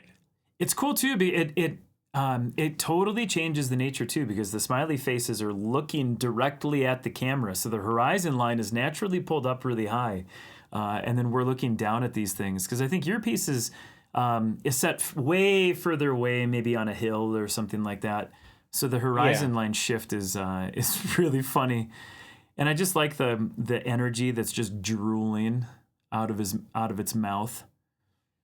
I would not want to be an adventurer just trying to climb up inside of there. That would be a problem. And then look at this little guy down here. Being the absolute typical self-deprecating. No, no. Me saying I like it more than mine. It's not like I think mine's terrible. I think yours is just great. Yeah. Your art is awesome. And I just think I'm very similar to you in terms of like the relationship to this stuff. Like, there are very few pieces where I have an emotional attachment to it. And if I do, it's because of a story or a moment or a sense memory that I've had from something. But sometimes a piece of art is just a piece of art. And then even if you do have a sort of an attachment to it, when you release it out to the wild, everyone else then gets to put their bias on it, and bias is not a bad thing in that case. And it almost doesn't become yours anymore; it becomes theirs. And it's funny how art can change hands in that way. So, I never quite thought about it of not becoming yours anymore. But yeah, I mean, I think I have a similar view. It is it's almost a Zen view where it's just like I love the art when I'm working on it, and I like the process. Yeah. But then once I'm done, it's like that just, I mean, it's cool, but it's not really about the end result. And I know everyone says that, and then they're like, oh my God, why didn't I think it likes on Instagram? So like, obviously I care, but I genuinely don't. Like, I mean, I have literally hundreds and hundreds of paintings just sitting there. Every single stream, I have a painting that will probably never be worked on again. Most of them will never make their way to Instagram. I actually have clipped all of my thumbnails up until like, I think a year or two ago. I had over like 3,000 like mini thumbnails. Like I Jeez. have so many of them, and I will never work on them. And it's very much just like I let it go. It's just very, it feels very zen. It's like I don't have that deep connection, even for paintings where they're my favorite paintings. They're still like, I don't know. It's just Dude, it's a weird relationship with it. I'm not sure how I got it. Actually, maybe I do know how I got it.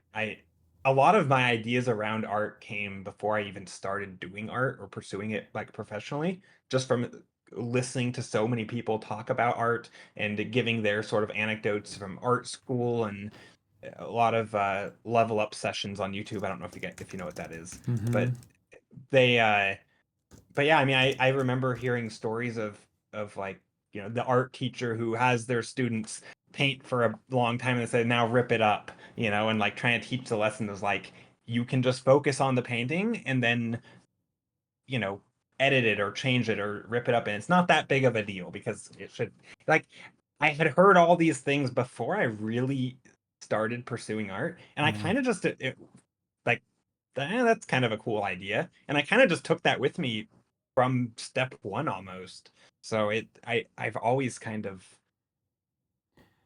I'm telling felt that you, way. as I am working on my second art book and all of that sort of, how come you do not have, with those 3,000 thumbnails and the hundreds and hundreds of finished pieces, how come we don't have a Joe Stiller widescreen cinematic art book on Kickstarter or Indiegogo right now? Like, how come we don't have that? Can we get that? Maybe. I don't know. Just Oh, whatever. Don't. the fear of starting a project like that. I don't even know where to begin. I mean, I don't have that experience like you do. For I you, it's will like, oh, I help want to make you. a I product. will. I mean, I also, I and will help maybe this you. is because, yeah.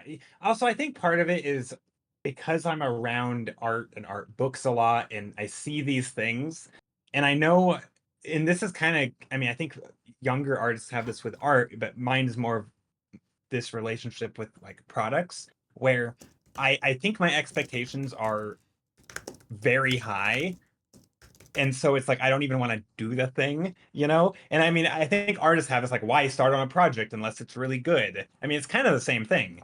Um, and like I'd want like a theme running through my thumbnails. Like maybe I've actually thought about this, like having seasons and grouping thumbnails into like different sort of moods. But then I'm like, maybe then I'd have to go and make tons more for it, and like I don't know, maybe that would be an option, or maybe I'd want to do a more like explainy educational thing, like talking about my process. And I'd have thumbnails at various stages. But I don't know. It's hard. I'm yeah, that stuff's hard for me. So I would like to do that eventually. Sharon said earlier, and this maybe you have to think about this one. Sometimes a cigar is just a cigar, is what she said. Sometimes an awesome page of thumbnails is an awesome page of thumbnails. Yeah. I promise you, Valley Dweller did say super awesome. Wait, what did it say? Where did it go? I missed the comment. Super awesome press when. Yeah, we have talked about having an arm of the company that we make books and products for other people and help do all that stuff. So maybe someday. Charles says pages of inspirational landscape thumbnails would be a great book. It would. It really would. 9,000, just one more time. This is super fun. And I love your sense of humor over Joe's style. It's really great. Yeah, that's great. A couple more here. Here's Thunder Bristle. Thunder says, I have no idea what I'm doing. Well, neither do I. I have no freaking idea. So this is Joe's. Ooh, And you then this is nailed. I feel like you Thunder's. nailed the perspective there. This looks great. Like you. Yeah, no, that is great. I'm gonna zoom out a little bit so we can see all of these things. It almost looks like the horizon line got shifted just a little bit. Like maybe we're up just a tad bit higher, Yeah, probably. so we But can I get a think, little bit but more it's still lift. consistent. Yeah, absolutely. Yeah. Yeah, it's consistent. So like the image works, even though it's not identical to mine, which mine's again not the perspective's not perfect either. But no, yours, I think everything feels like it's consistent. So Yeah. yeah, that's good. I like I it. I like on Thunders too, pulling back some of the darkness in those like rock or tree shapes. It was interesting when you were talking about that those spires were trees. There was a bunch of people who were like, "Wait, those aren't rocks." And Yeah. again, that's sort of the relationship of when you give it to an audience, they just take it and Yeah. they inject. But I like that the secondary focal point, which I think is always really important for pieces like this, which is that I don't know, the little pavilion that's down below, almost takes a little bit more center stage or a little bit more onus in this piece than in yours. It gets a little bit bigger, the lighting's a little bit softer, and then my eye is really drawn to it. It's Thunderbristle. This is really cool. I'm gonna, Yeah. I'm not gonna Oh, be able where's to the do a sheet good with all job the with this. thumbnails? Oh, sorry, I can. Oh no, never mind. Wait, what's? Oh, sorry, I got confused. Not Narcissus says Stiller and I had this convo about a starry sky versus glowy worm cave ceiling. Yeah. So many times I will have something sort of in my. I don't want to say in my head, but like I'll put it on the page and I'll sort of think, oh, this could be this thing, and I'll kind of start leaning the painting into that direction. And then somebody will be like, "Oh, I love the glowy worms or whatever," or "I love the starry sky," and I'm like, "Oh, yeah, that could totally be that." Uh-huh. Yeah. And so yeah, I think that's also just what I like about this sort of loose, messy thumbnail process is that everybody's going to start seeing different things and Yeah. in the metaphorical clouds, and you start taking it in that direction. And that's what I do in my thumbnails is I start making shapes and I find things that are interesting to me, and then I Mm-hmm. take it in that direction. Yeah. Absolutely.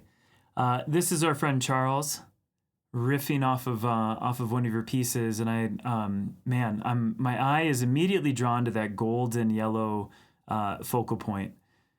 This is nice. That's cool. Yeah, pulling I up love the. tradition. Yeah, I know, and he's really great. So these are all colored pencils, which is it's I awesome. I've never once been able to make a colored pencil work. Not one time. Not one time.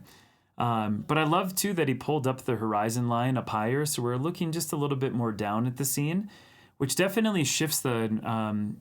And I know it seems rote to say it changes the perspective of things, but it changes sort of the connotation of the concept or the idea of it too.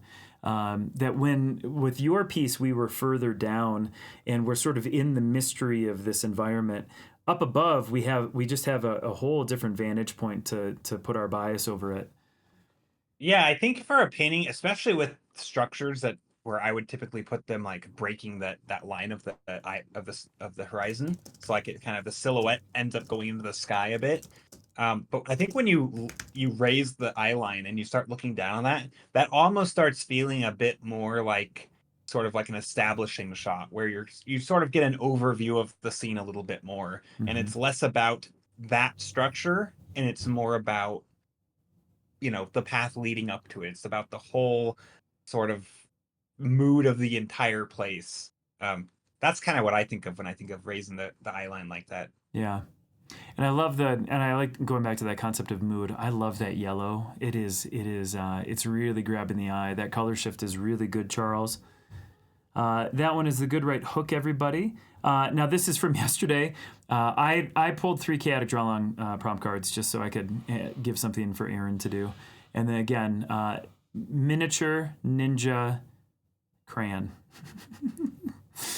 Now, obviously, this is not a Joe Stiller original, but man, I will take it and show it off on stream because this is who I am. I mean, while we're talking about environments, this drawing has all of the components, right? It You does. have different objects at different distances, which is honestly all you need is like 2 or 3 characters, put them in different depths, and that's an environment.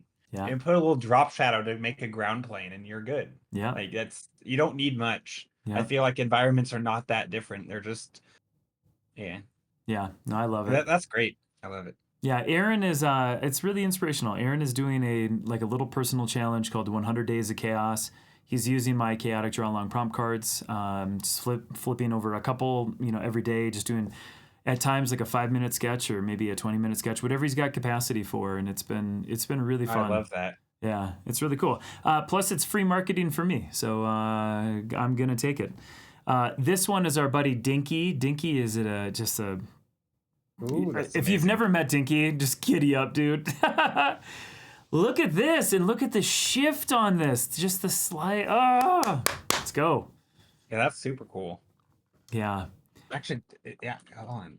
Doesn't it feel like we're now?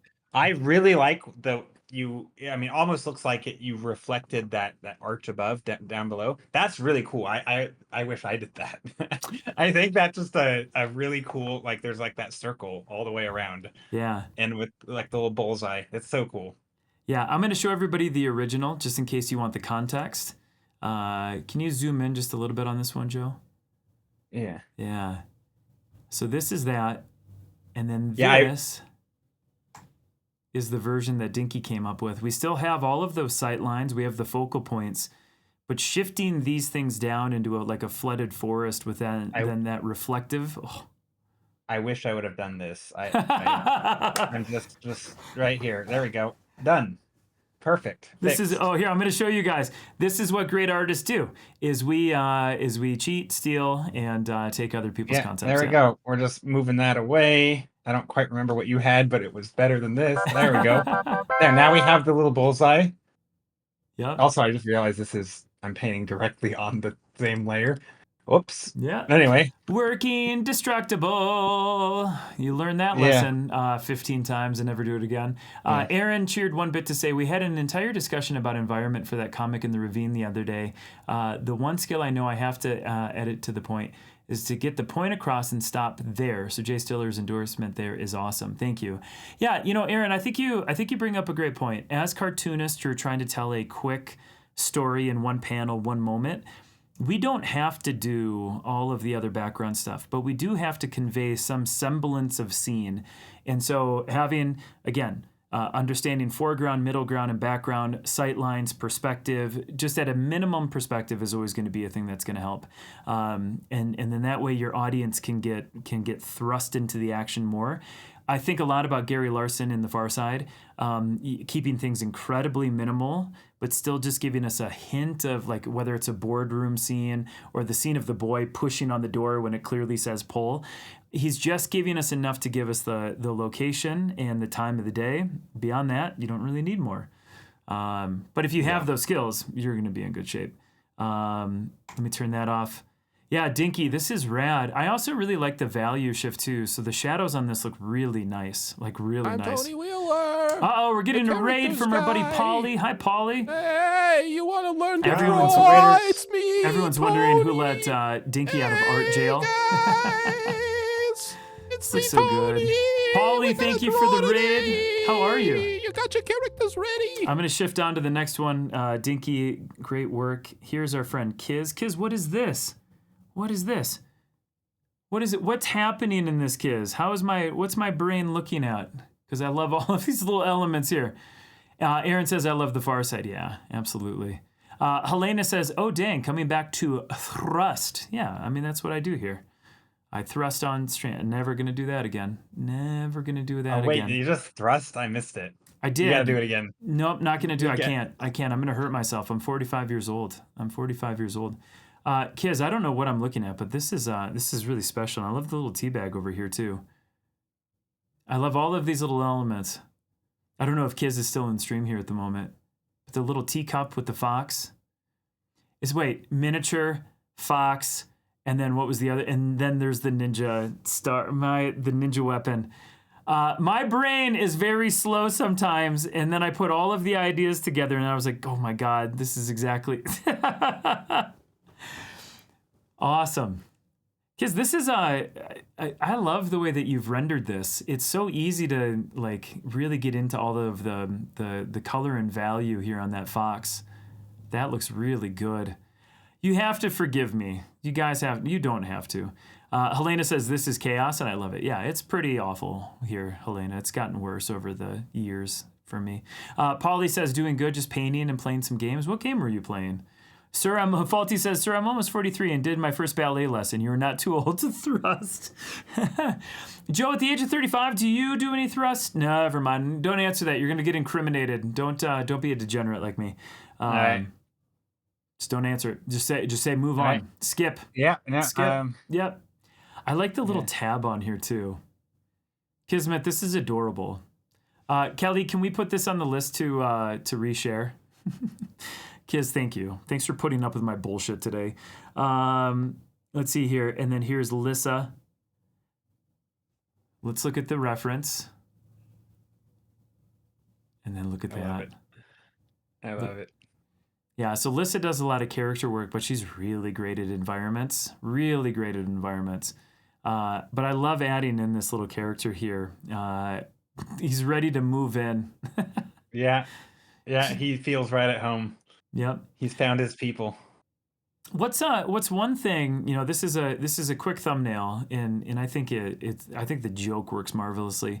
What's one thing that you would do to separate our foreground character from our middle ground, or I guess you could maybe consider that our background? What's one thing you would do to separate those two things? Is it shadow? Is it value? Is it color? What would you do? Yeah, my go-to is definitely value. So like I would probably put, yeah, like you could, I mean, there's so many ways to do it, right? And I have my go-to solution. So like in this image, I might do something like those pillars in the back, right? They have all the light on them. I might put a light only over the ones on the far side, and then maybe they're in shadows there, and then our character has a bit of light in the foreground. So it's light against dark, something like that. Or you could reverse it, right? You could have a dark character in the shade, sort of just the darker silhouette, maybe being backlit or something, and then you have these things of light behind them. So like I think just separating that a little bit.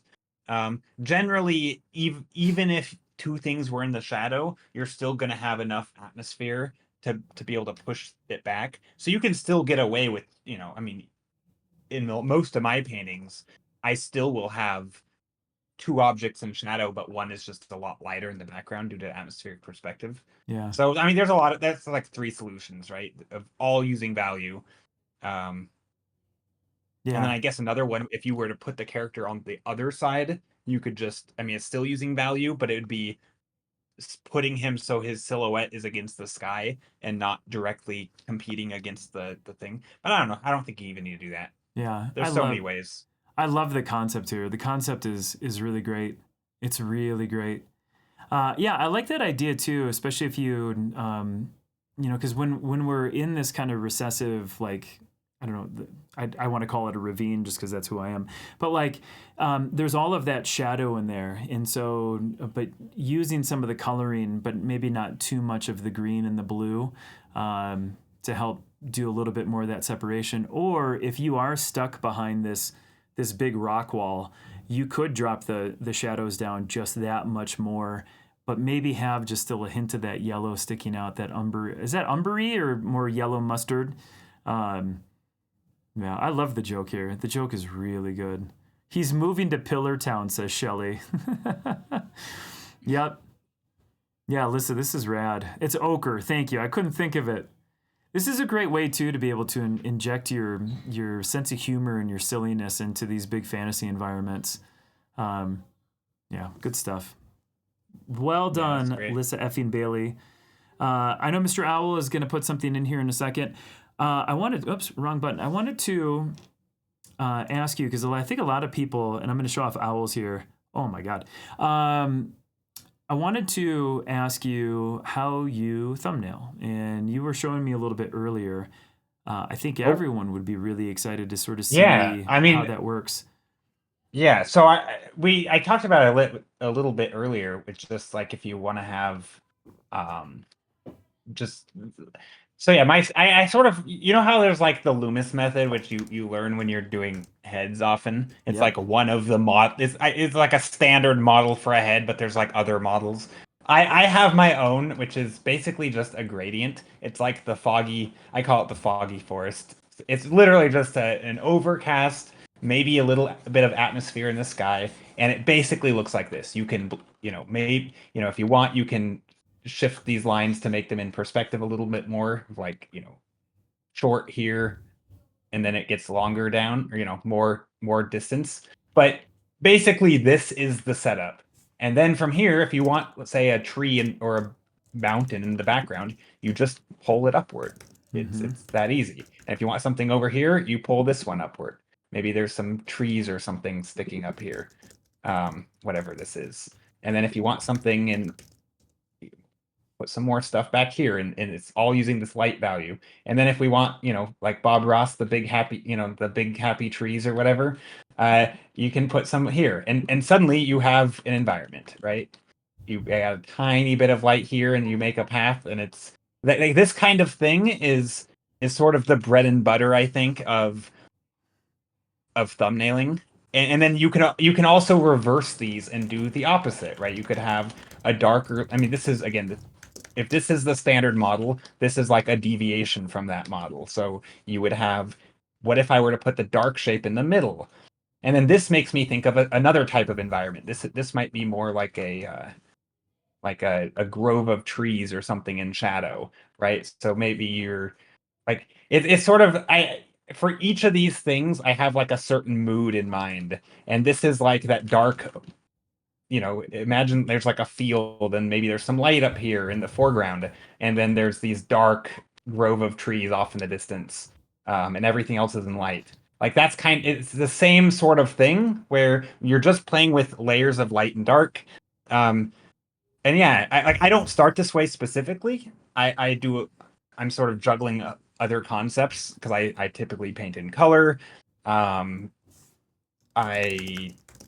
don't always do such a simple value breakdown, but that's kind of the gist of it. I think just starting with these three here. So if we do it in color, I am going to stop you for a moment to read you these comments because you're going to feel good about yourself.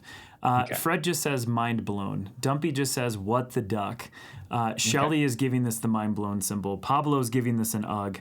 Charles just said, did you hear that? My brain just exploded. Lissa effing Bailey says, holy shit. 9000 says, so effortless. Dan says, I'm going to have to go back and watch the VOD. Hi, Dan.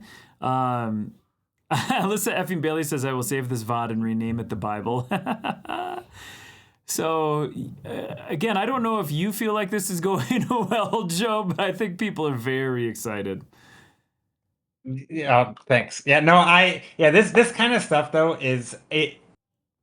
this I hope can demystify some of environment. You and I were talking it's about literally that earlier. It's literally 3 lines. Like you have, I mean, that scene that everybody paints when they're a kid. Here, what does it look like? It's this, the sun. Like this is literally this has all the right stuff. This is like, I mean, it's basically you have your foreground, your midground, and maybe you can add one more and it's a background. Like 3 hills, that's really all you need. Maybe a little bit of something in the foreground to show perspective, and it's like you've got your stuff. And all I'm doing is making this front hill a little darker, this back hill a little bit lighter, and this one the lightest, and then you get like a bright sky or something. Yeah. And it's I mean, okay, this is a terrible. I did this poorly, but you get the idea. It's pretty poorly. Whatever. Show us some more examples of having the dark thing further away from the camera and how you treat that. I think a lot of us are really comfortable, and there's a few more in the Discord that I'm going to go show off here in a second, but I think a lot of us are very comfortable to put the dark thing closer in that foreground. It's a really great framing device. And then we use all of that atmosphere and stuff like that to let light diffuse a little bit more as we get further back. Tell us more about how you can put the dark thing way back there and have your light stuff up close. Okay. So I don't want to get too in the weeds, but if you think of this, get in the weeds, Joe. Okay. Draw the weeds, Joe. If you think of this as like the standard model, this is like the overcast scene without light. Yeah. So if I were to cast a light over the whole foreground, right, and you were to just put a light source right in here, right, you might not see any of the shadow, but you can imagine if something were casting a shadow, you would still have that dark shape, right? Yeah. So even though this might be completely drenched in light, if I were to put a little tiny rock here and there was an occluded shadow or an occluded area, right? It's going to have the darkest shadow will still be there. But then you also have objects with their own values, right? So you're going to have like a dark tree trunk is going to be darker than a white piece of granite. And so typically that would come later in this stage where I just paint over my image. But anyway, you would adjust your values accordingly. And so now you can imagine you have a scene in complete light in the foreground. The background is in shadow, and the stuff that's in shadow is also darker, right? So now you have it's still following the rules of atmospheric perspective. You're still following the same standard model, but all you've done is 2 shifts to make the stuff in the background darker and the stuff in the foreground lighter. Yeah. So you would set it up the same. I mean, you can again, this is kind of where I skip steps. I would just go straight into it, but you could do it methodically where you start here. I mean, this is actually might be hard for me, but yeah. So let's do that. Let's put something dark in the. I mean, it also depends on what you want to do. So you could do it if I just set up a scene like this, it's just going to look like a nighttime scene, Yeah. right? You might get a scene and it's going to look like a dude with a flashlight, shining into the scene somewhere. Yeah, or light from the moon and yeah. And so this kind of value structure I tend to think of as like a nighttime scene. But if you're talking about like a daytime scene where you still have those dark shapes, that would give a completely different vibe, right? That's going to be like the one grove of trees in an otherwise sunlit field, right? Yeah. So I tend to have a whole bunch of these little value structured model things kind of in my head. So when somebody says paint a nighttime scene, I'm like, okay, and I can jump into sort of, it's mostly dark. Things maybe I set it up like this, or maybe here, let's just copy it. And I don't always work. I don't work grayscale, by the way, but I think it's useful for showing this. And maybe the whole scene's a little bit lighter, but maybe I just wanted a little bit higher key. Like the same thing is still here, but now it might give a different, maybe it's a bit more dusty or something. Or maybe there's, we can put some more shapes in here. Maybe in light, and now it's like, oh, it's a desert because I said dusty, and I thought like desert vibes. It's the word association that starts to creep in. Yep. Yeah, and so that's kind of how I paint thumbnails, and sometimes I won't get the stuff quite right, but like that's you could imagine, or big, dark clouds on one side of the screen, casting a shadow over all of this, and stuff like that. It doesn't have to look great at the start because it's more about just getting those ideas, and it really is just playing with shapes and values and perspective. And obviously you can change it. I mean, this is again kind of the easy version because everything has a clean silhouette. Once you start looking downward at stuff, things stop having that clean silhouette, right? Yeah. If you have a cube, this doesn't look like a house. Right, it might be a house, but it doesn't have the nice silhouette that you're gonna have of like this, right? Mm-hmm. So this is a lot easier to do because you have these very obvious silhouettes. This stuff's a little harder because how do you make a house? So it can get a little. You got to pitch the angle or do something to make sure that you can tell what those defining shapes are. Yeah. No, go ahead. I will tell you, before you changed it, Amy Jo pointed out that you made a giant killer Furby in the back. Yeah, there it is. Yeah, and there's a giant killer Furby, yep. And we're there's all 2 of them. We're on the precipice of doom. Thank you for scrolling in even further. I'm gonna throw a wrinkle in, and we're gonna pop into the Discord here in a couple of minutes, but not yet. I would like the chat to offer up some things that you would find in fantasy imagery, and let's put Joe into a position to thumbnail those things. So if you can think of, and just keep them ultra simple, Joe. But I want. I mean, I'll follow this sort of structure. I mean, Yeah, because I want people to recognize that how word association can start to really play into, and how we can keep things ultra simple to start, and then build up to those big paintings. Because everyone wonders, how do you get to the big painting? You have to start here. So some of the ideas that are popping up, obviously a Furby. We need a Furby. Well, we already got that one. Furby check. So Toki is suggesting mushrooms. Valley Dweller is suggesting tentacles. God, I want to draw tentacles. Daniel Let's do it. Ortiz. Let's start with tentacles. Okay, cool. I'm gonna keep a list on one side, guys, and then I'm gonna have chat flowing in the other side. So we've got so if chat flies a little bit, I'll still be able to go back to the list. How do you spell it? I spelled it wrong. How do you spell tentacle? Yeah, no fucking clue, buddy. I'm just gonna put tent. There we go. We're Furbies. Don't act like. No, yeah, we already got. These are the Furbies at home. Exactly. No, but so okay. So for tentacles. So I immediately think swinging tentacles, lots of them, all these appendages. I think it's very dynamic, right? And so when I start if I were to do an environment out of tentacles, I'm immediately thinking something, big shapes and kind of like the hamster painting, right? Where you just have just kind of random shapes, and again, you might have some light background.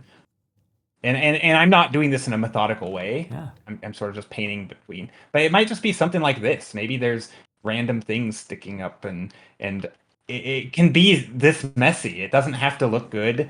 Maybe there's stuff coming in from off the page, and maybe at this point I'm like I'm not sure what's happening. So sometimes just as a way to sort of reorganize.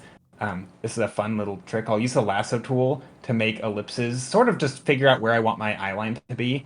And you just basically make ellipses like you would be walking into the space. Yeah. And then just by slapping in a color, you can kind of create a ground plane. Yep. And so now it's like, oh, we're walking through this space. And what if these tentacle things are sticking up out of the ground? And so now I'm making some of these foreground ones a little darker. Maybe these can be a little lighter because they're further away. Maybe we have, like, now that the sky is super bright, if the sky was casting shadows on here, so you have all these tentacle these shadows of the tentacles being cast all on the ground. So you have like this light pattern. So sometimes it's like, I'm not even sure what this is, but it's the start of some sort of space, and it doesn't have to look good. That's the thing. Like, we have the skills to know it doesn't look good and to change it until it does. And so the starting point doesn't have to look good. Yeah. And this is the thing that you and I talked about before the live stream today, is that you and I know the rules. We get it. We've studied all this stuff. We understand how this works. There's also a certain point where feeling and just playing comes into effect, and that a thing starts to feel good because it feels good, and maybe it doesn't follow all of the rules, but maybe it doesn't need to. That's awesome. And even like in this, so you can kind of see I'm still just drawing lines, and so now I mentioned I want shapes going, like, I have a lot of shapes going left to right, like in this Furby one, right? I have this is left to right, this is left to right. I don't really have anything going foreground to background. Yeah. And so here what if some of these were to go into the distance and then they come forward, So like I'm thinking about some shapes like guiding our eye, not necessarily into the painting. Well, I mean, I guess into the painting. That's literally what these lines would be doing. Maybe we have, like, now I'm thinking about, maybe making little patches of light that go behind some of these other tentacle things. I should be doing this in color, by the way, because it just looks better. Looks better for the thumbnail. I would love to see how things look in color later, but I am telling you, that using the basis of value like this is going to be one of the biggest connective tissue things for me and for the audience.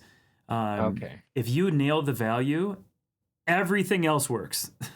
Yeah. That's true. It does. And this is and I mentioned I really only use one brush. I lied. I will use an airbrush to come back over, in. Guys, sorry that I can't handle liars on the stream. I've told him a million times to not exaggerate.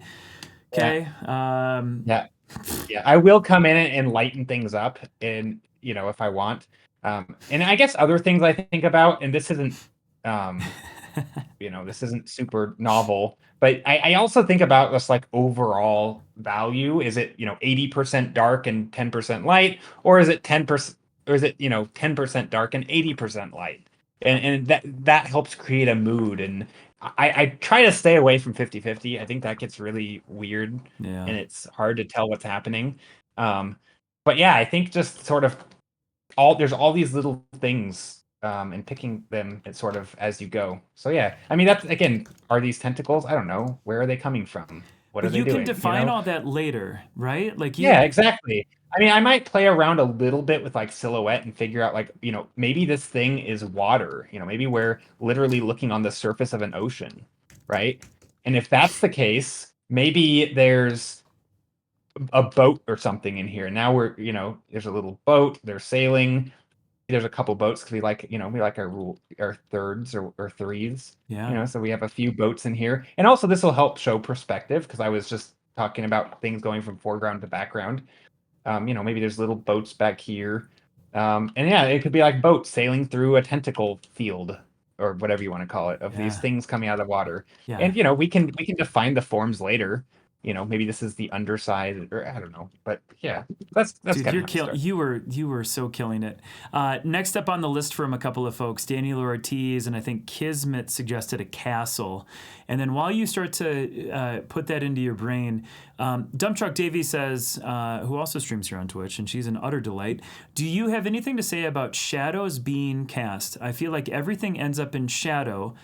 So, and there's no light that can get through to the ground. I'm not sure specifically on what example, but like, how do you make sure that if you are going to cast something in shadow, that we get enough bounce light, reflective light, cast light, so we can really highlight the right thing? How do you do that? I know. Not quite. How do you I think. Let me simplify. How do you make sure that things just aren't cast so deeply in black that you can't see what the forms are? Oh, okay. So yeah. So if I start like this, I mean, there's always going to be like a fill light, right? There will always be atmosphere. It's never going to be black. And typically that color, or that fill light in environments, is going to be the sky, right? If you have a blue sky or a pink sky, it doesn't matter. It could be green, blue, any color sky. If you have a sky and it's not in direct sunlight, the thing, or and your object's not in direct sunlight, that blue light is going to filter in. Sometimes, especially in the skyward facing stuff, right? All that, the ground here is everything sky facing is going to be very, very. It's going to have that blue. And if you can't, again, if in real life, if you see something in shadow and you can see it, if it's not pure black, it's being affected by light. Light's coming from somewhere. Yeah. And it's probably the sky. It's probably some bounce light. And that's probably about it, unless there's some artificial light somewhere. It's basically coming from the sun. So, I mean, it's generally and this is where I think painting with color actually helps, because you can start mixing your cool colors from your sky into your shadows, and you can start, your warm color is the sunlight or whatever. So that's kind of where. Is that what you mean? Like, yeah. No, you are killing this.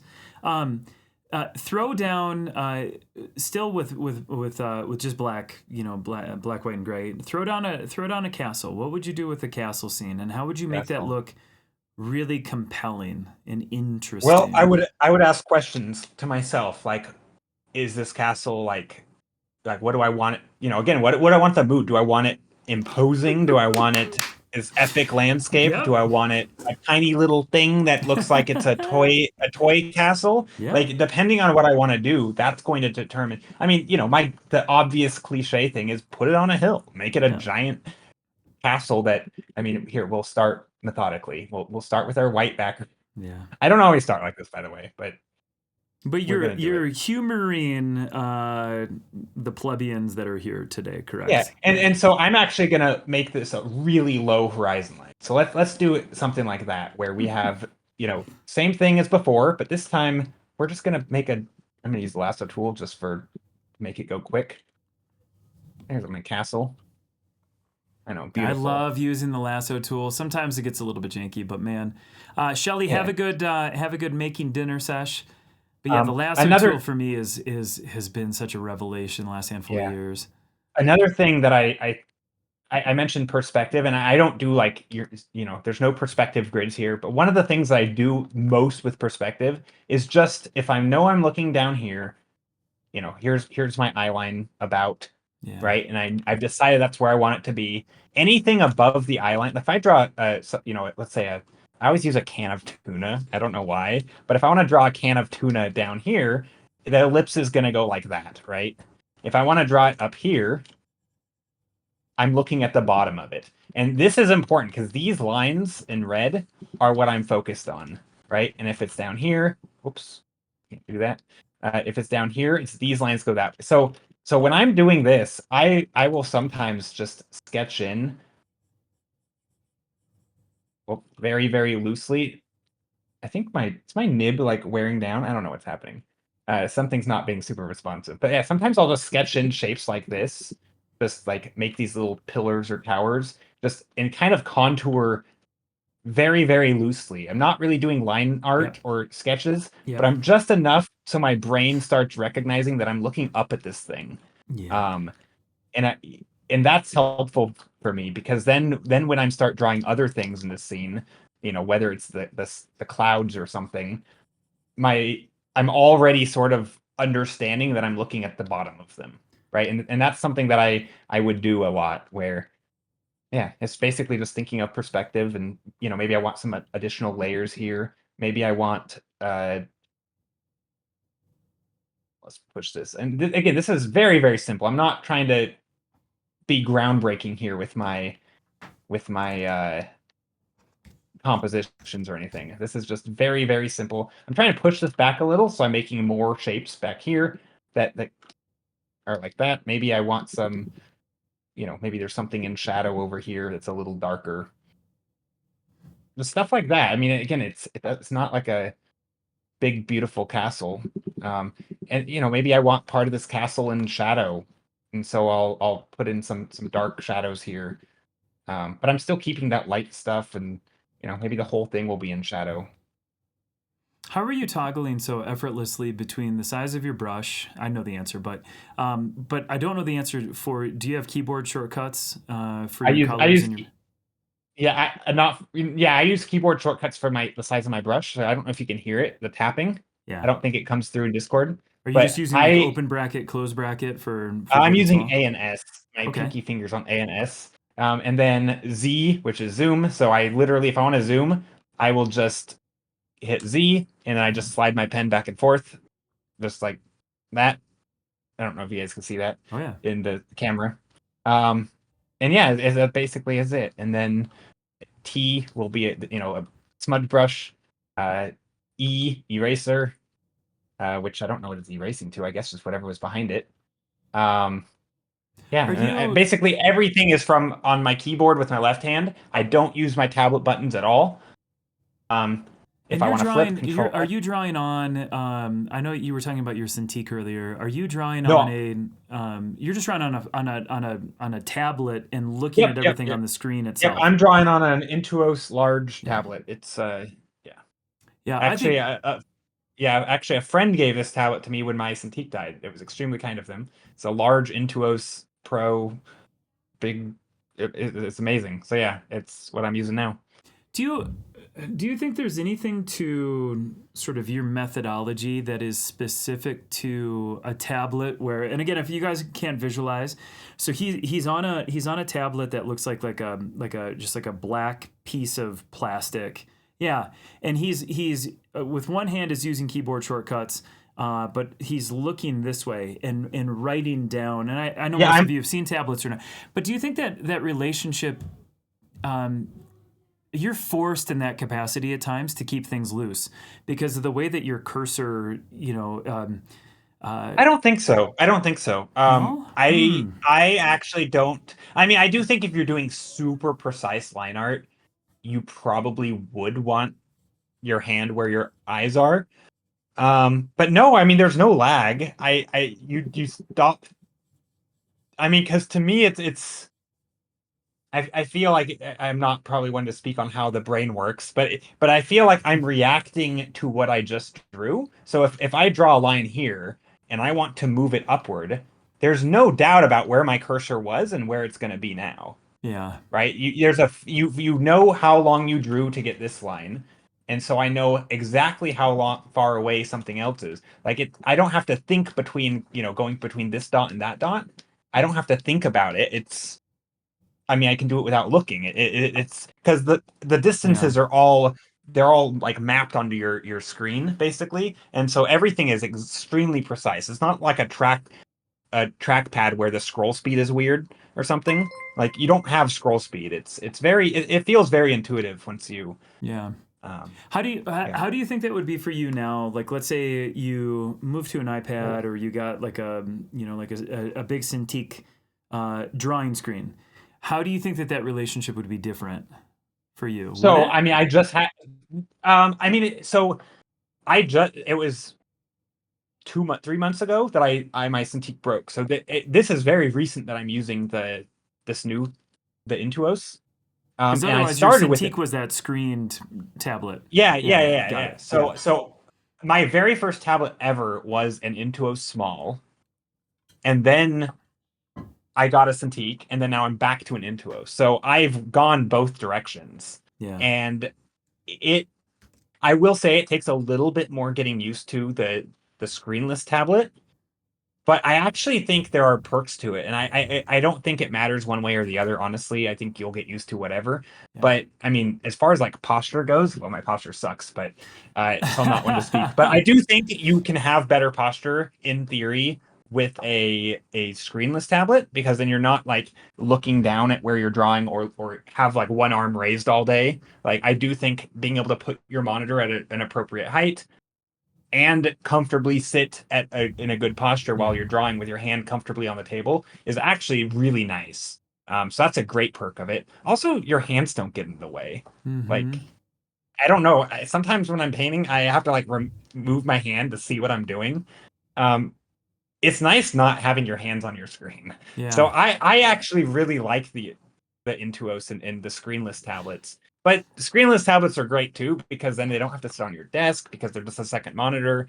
I mean they're fantastic. So Yeah, do I whatever. I They think both I work. I think us little junior illustrators who use our iPads, who have never used one of these tablets that you're using, which again have been around far longer than the drawing screen versions.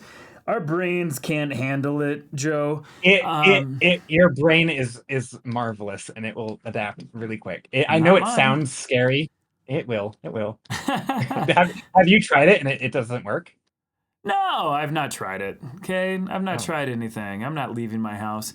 I'm going to give you a challenge, and then I'm going to show okay. off the next couple of people who have been submitting and drawing your work. Okay. There was a couple more suggestions. You tell me if one of these resonates. Also, Light Productions official. Thanks for following the channel. You also had a suggestion to draw a fairy grotto, a campfire, a goblin market. Spicy Jaw says floating island. Alyssa Ooh. Bailey says a unicorn horn graveyard. For your next one, do any of those give you an I mean, idea? I could work floating islands into this one even. I mean, All I don't right. know if we want to do a new one. But yeah, I mean, we could do something like Yeah. I You mean, finish this, and I'm gonna move you off the screen, and then I'm gonna go show everybody what folks have been working on. And okay. so again, you're gonna have to multitask. You're gonna have to look at everything, comment on everything. You have to be Okay. great, Yeah, but yeah, you yeah. are. But when we come back, you're gonna have that piece fully finished and rendered, and everyone's gonna lose their minds. Yeah, I'm gonna slap color on it and do it. I'm gonna do the whole thing. So that's the next thing that you're going to teach us is how to on our thumbnails. How do we go from value to color, and not bork Okay. things up? This is our buddy Mr. Owl. A couple of weeks ago here on the stream, we had a prompt for a moss mech suit who's moist, and this man just makes man. This man just makes. A lot of times we talk about moving our primary character sort of like left or right, off center.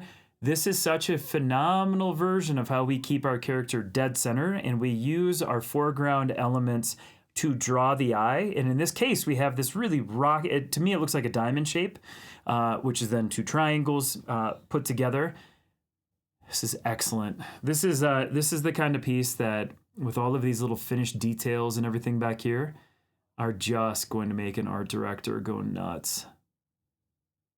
I know this isn't part of what we're up to today, but I had to show this. This looks just so good. Yeah, everyone's just telling Mr. Owl to F off. That is extremely cool. I love that one. Yeah, I love it too. This is so good. I can't wait to see. This is our buddy Silent Spoon. So I'm not speaking for Spoons, but he's more similar to me in terms of like character illustration. So this is obviously the reference. And then look at him visualizing these big, bold shapes.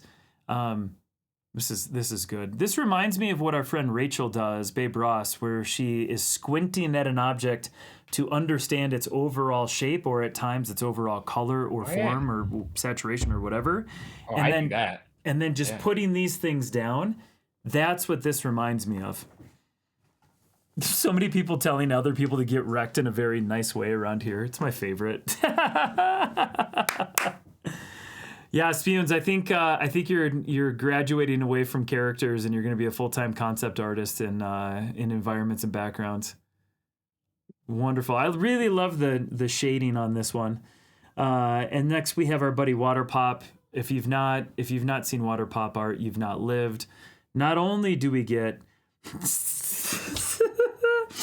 the Mecca in the middle, these buns and the burger, we're during right now.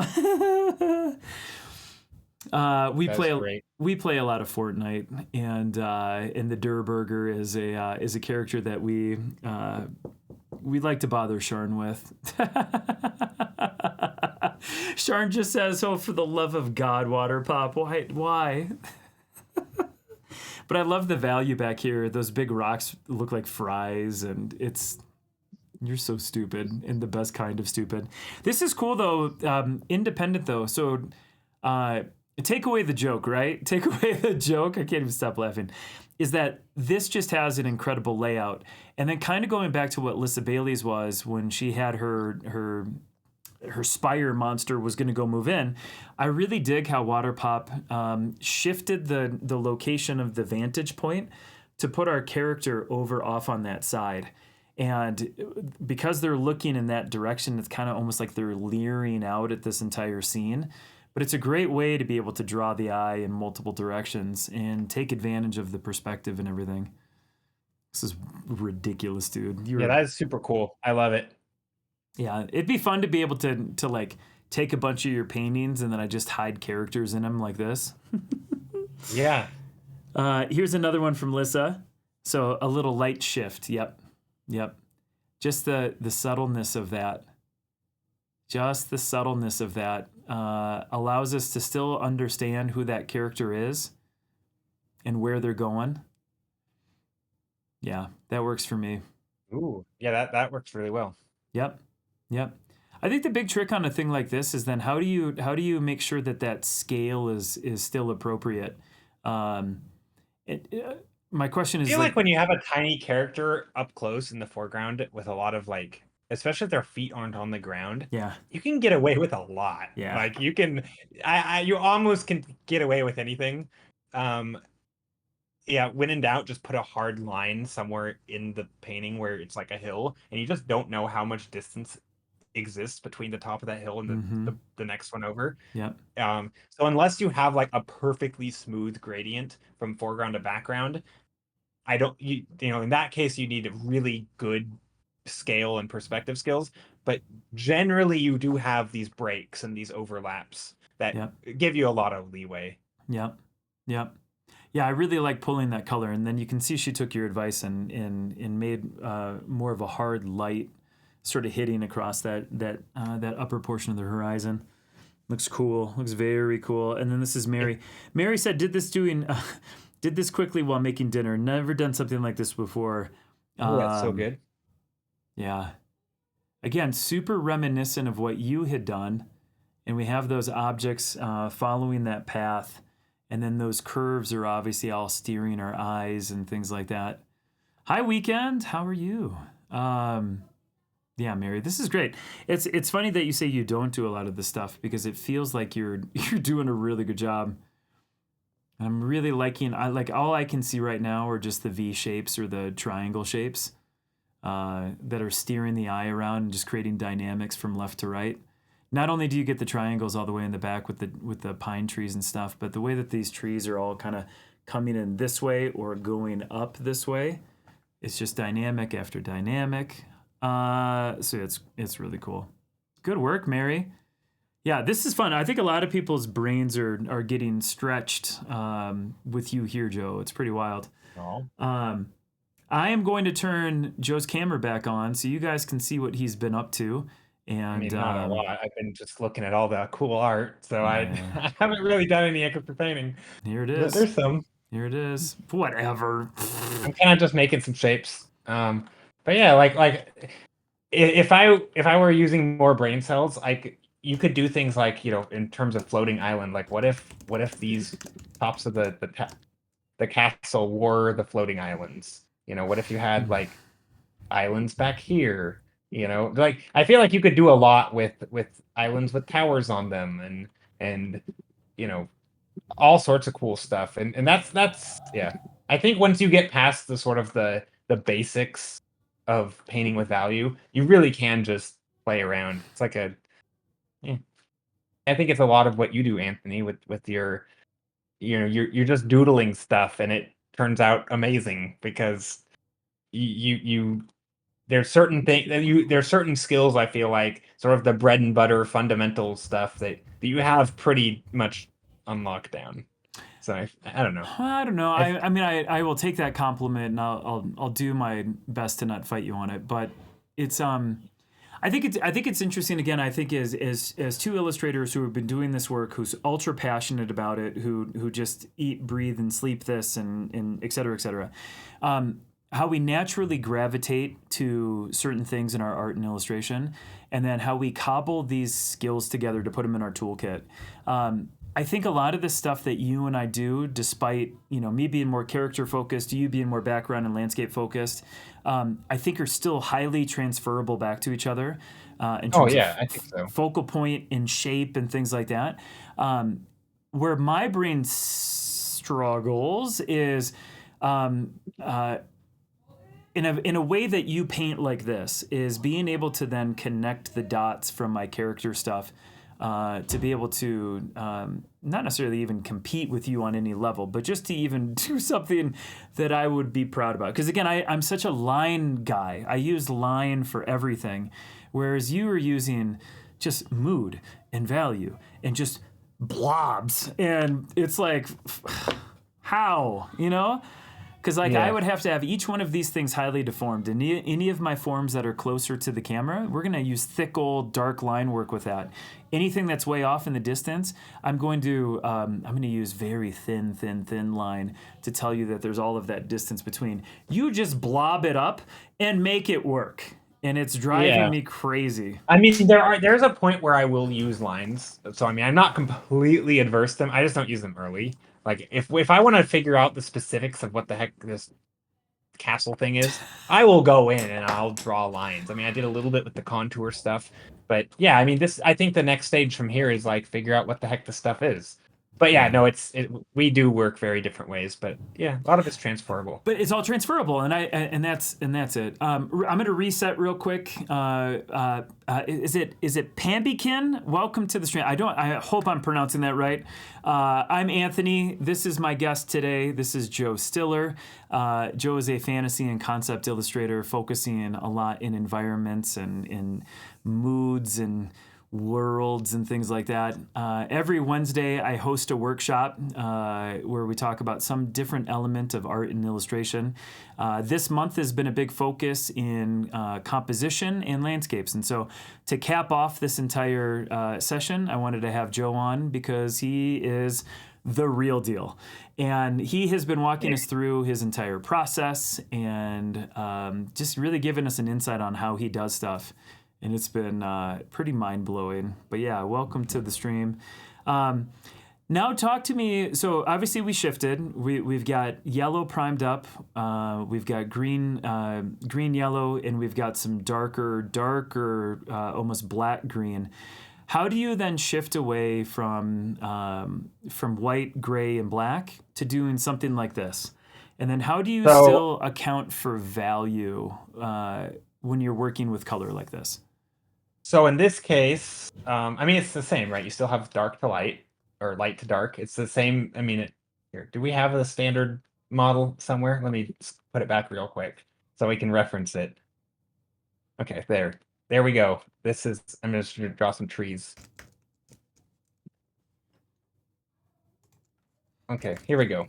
So this standard model, like the foggy forest thing, the same thing's happening here, except in this case, I'm just making the lights, the light to be a little bit warm, and then the darker a little bit cooler. So you can see if my color wheel's going from up here, kind of down here. And you don't have to do that. You could even just have monotone, but I will sometimes start this way. And then, yeah, if I want to put in light, I'll color pick directly from my image. If I want to lighten something, I add more warm to it. If I want to, and it also technically more desaturated. And if I want to darken something, it's going to naturally add more blue to it because it's a darker color. So it's dark stuff in the shadow is going to have more of that dark blue green vibe to it. And light stuff in the light's going to have more, yeah, warm. And so as long as you do that, then you just start painting the same way you would any other day or with any other thumbnail. Well, I paint by numbers, Joe. So I don't know if we're going to be talking. How do you put together your palette? Is a question that our friend Sharn has. So how do you decide what your colors are going to be, and then how do you make sure that they all are optimal and they work and stuff like that? Well, sometimes they're random, but I think the big thing is to mix colors, and I try to think in terms of light. So I have a sunlight color and maybe a sky color somewhere in here. It could even be off screen. Maybe, in this case, it's clearly a little bluish because everything's tinting towards blue. And so I kind of keep that in mind, like a warm and cool tone. It could be anything. You could do I mean, I don't always start with just two colors, but sometimes there's some combination of, let's say, cool colors, and some combination of warm colors. So here's my cools. Let's say it doesn't really matter. I'm kind of just blending stuff. And then as long as you blend your colors, here, let's pick a better smudge brush. It doesn't matter. I'm just blending colors. My brain is leaking out of my ear. No, this is so interesting. So it doesn't matter so long as the values are correct. If you're going to have a foreground shape, let's say, or again, it could be. Let's give let's do this one, right? So if I want to paint this stuff, is there a way for me to just do a quick overlay? Let's do a color mode. Let's do an overlay mode. I have to tell you, things up a little bit. I'm reading all the chat. You are melting brains. Everyone is learning so much and just having a great time. I hope you just walk away from this later knowing that your 3 hours was really well spent. No, well, thanks. So yeah, let's say I picked kind of. Well, thanks, Anthony. Okay, I'm not happy to be here, but thanks. No. Sorry, I'm sometimes a little monotone. I'm sometimes a little monotone. No, I very much appreciate it. You guys are amazing, and yeah. It's a stream. Seriously, and you effing right out, yeah. Okay, so colors. What layer mode are you on right now? Is this a normal mode? I used overlay. Okay. It wasn't. I don't normally start this, so this might look kind of how I would do a color thumbnail. But the point I'm trying to make is once I have sort of a general value structure, if I want to put any color in here in the foreground, like maybe I've decided that my lights are going to be warm, so here's a warm light area, and everything else is cool. I can put any color. I can pick a purple. If it can go in here. I can put purple in there. It doesn't really matter. So long as, one, I'm blending it to the colors that are already there, so it's even easier for it to work. If I want to I could put a red in there probably. It kind of doesn't matter. The image is still going to read. It may not have such a strong mood. Right? If I want some reds in there, again, you can't even see it. It's still red, but if I color pick, it's literally. Yeah, it's subtle, but it works because it's the same value, right? And so See, this is too bright. If I make my screen black and white, which I can do, so if I put a color like this, I don't really want that. It's too bright. That's going to blend right into the ground, right? And so that's too dark. But I could go this color, right? How often are you switching back to black and white mode to make sure that the values of your colors, or excuse me, the values of your hues, which is different, still work and are still complementary? Not that often. I feel like I have a pretty good grasp on stuff, but I probably not as often as I should. I actually use Control Windows C to do it. I don't do it in the program. If you guys are on Windows, you're not, Anthony, because you're on Procreate. Yeah. But if you are on Windows, you can go into your control panel, and if you hit your Windows key and type in color filters, you can go click on what's called color filters and toggle it on. It's off by default, and you have to enable this setting. But once you've enabled the setting, you can just hit Control Windows C, and it will turn your entire display to grayscale. And you can color pick from your grayscale display, and it will still pick the color that's on the canvas. Is that like when Sniping tells me to use Command Alt 4 and no, I don't think so. No. But like right now my screen is in grayscale and I could just paint this whole thing. I could continue doing thumbnailing. And to you guys it looks like I'm in color, but I'm actually color picking directly from grayscale, even though it's still putting color on the canvas.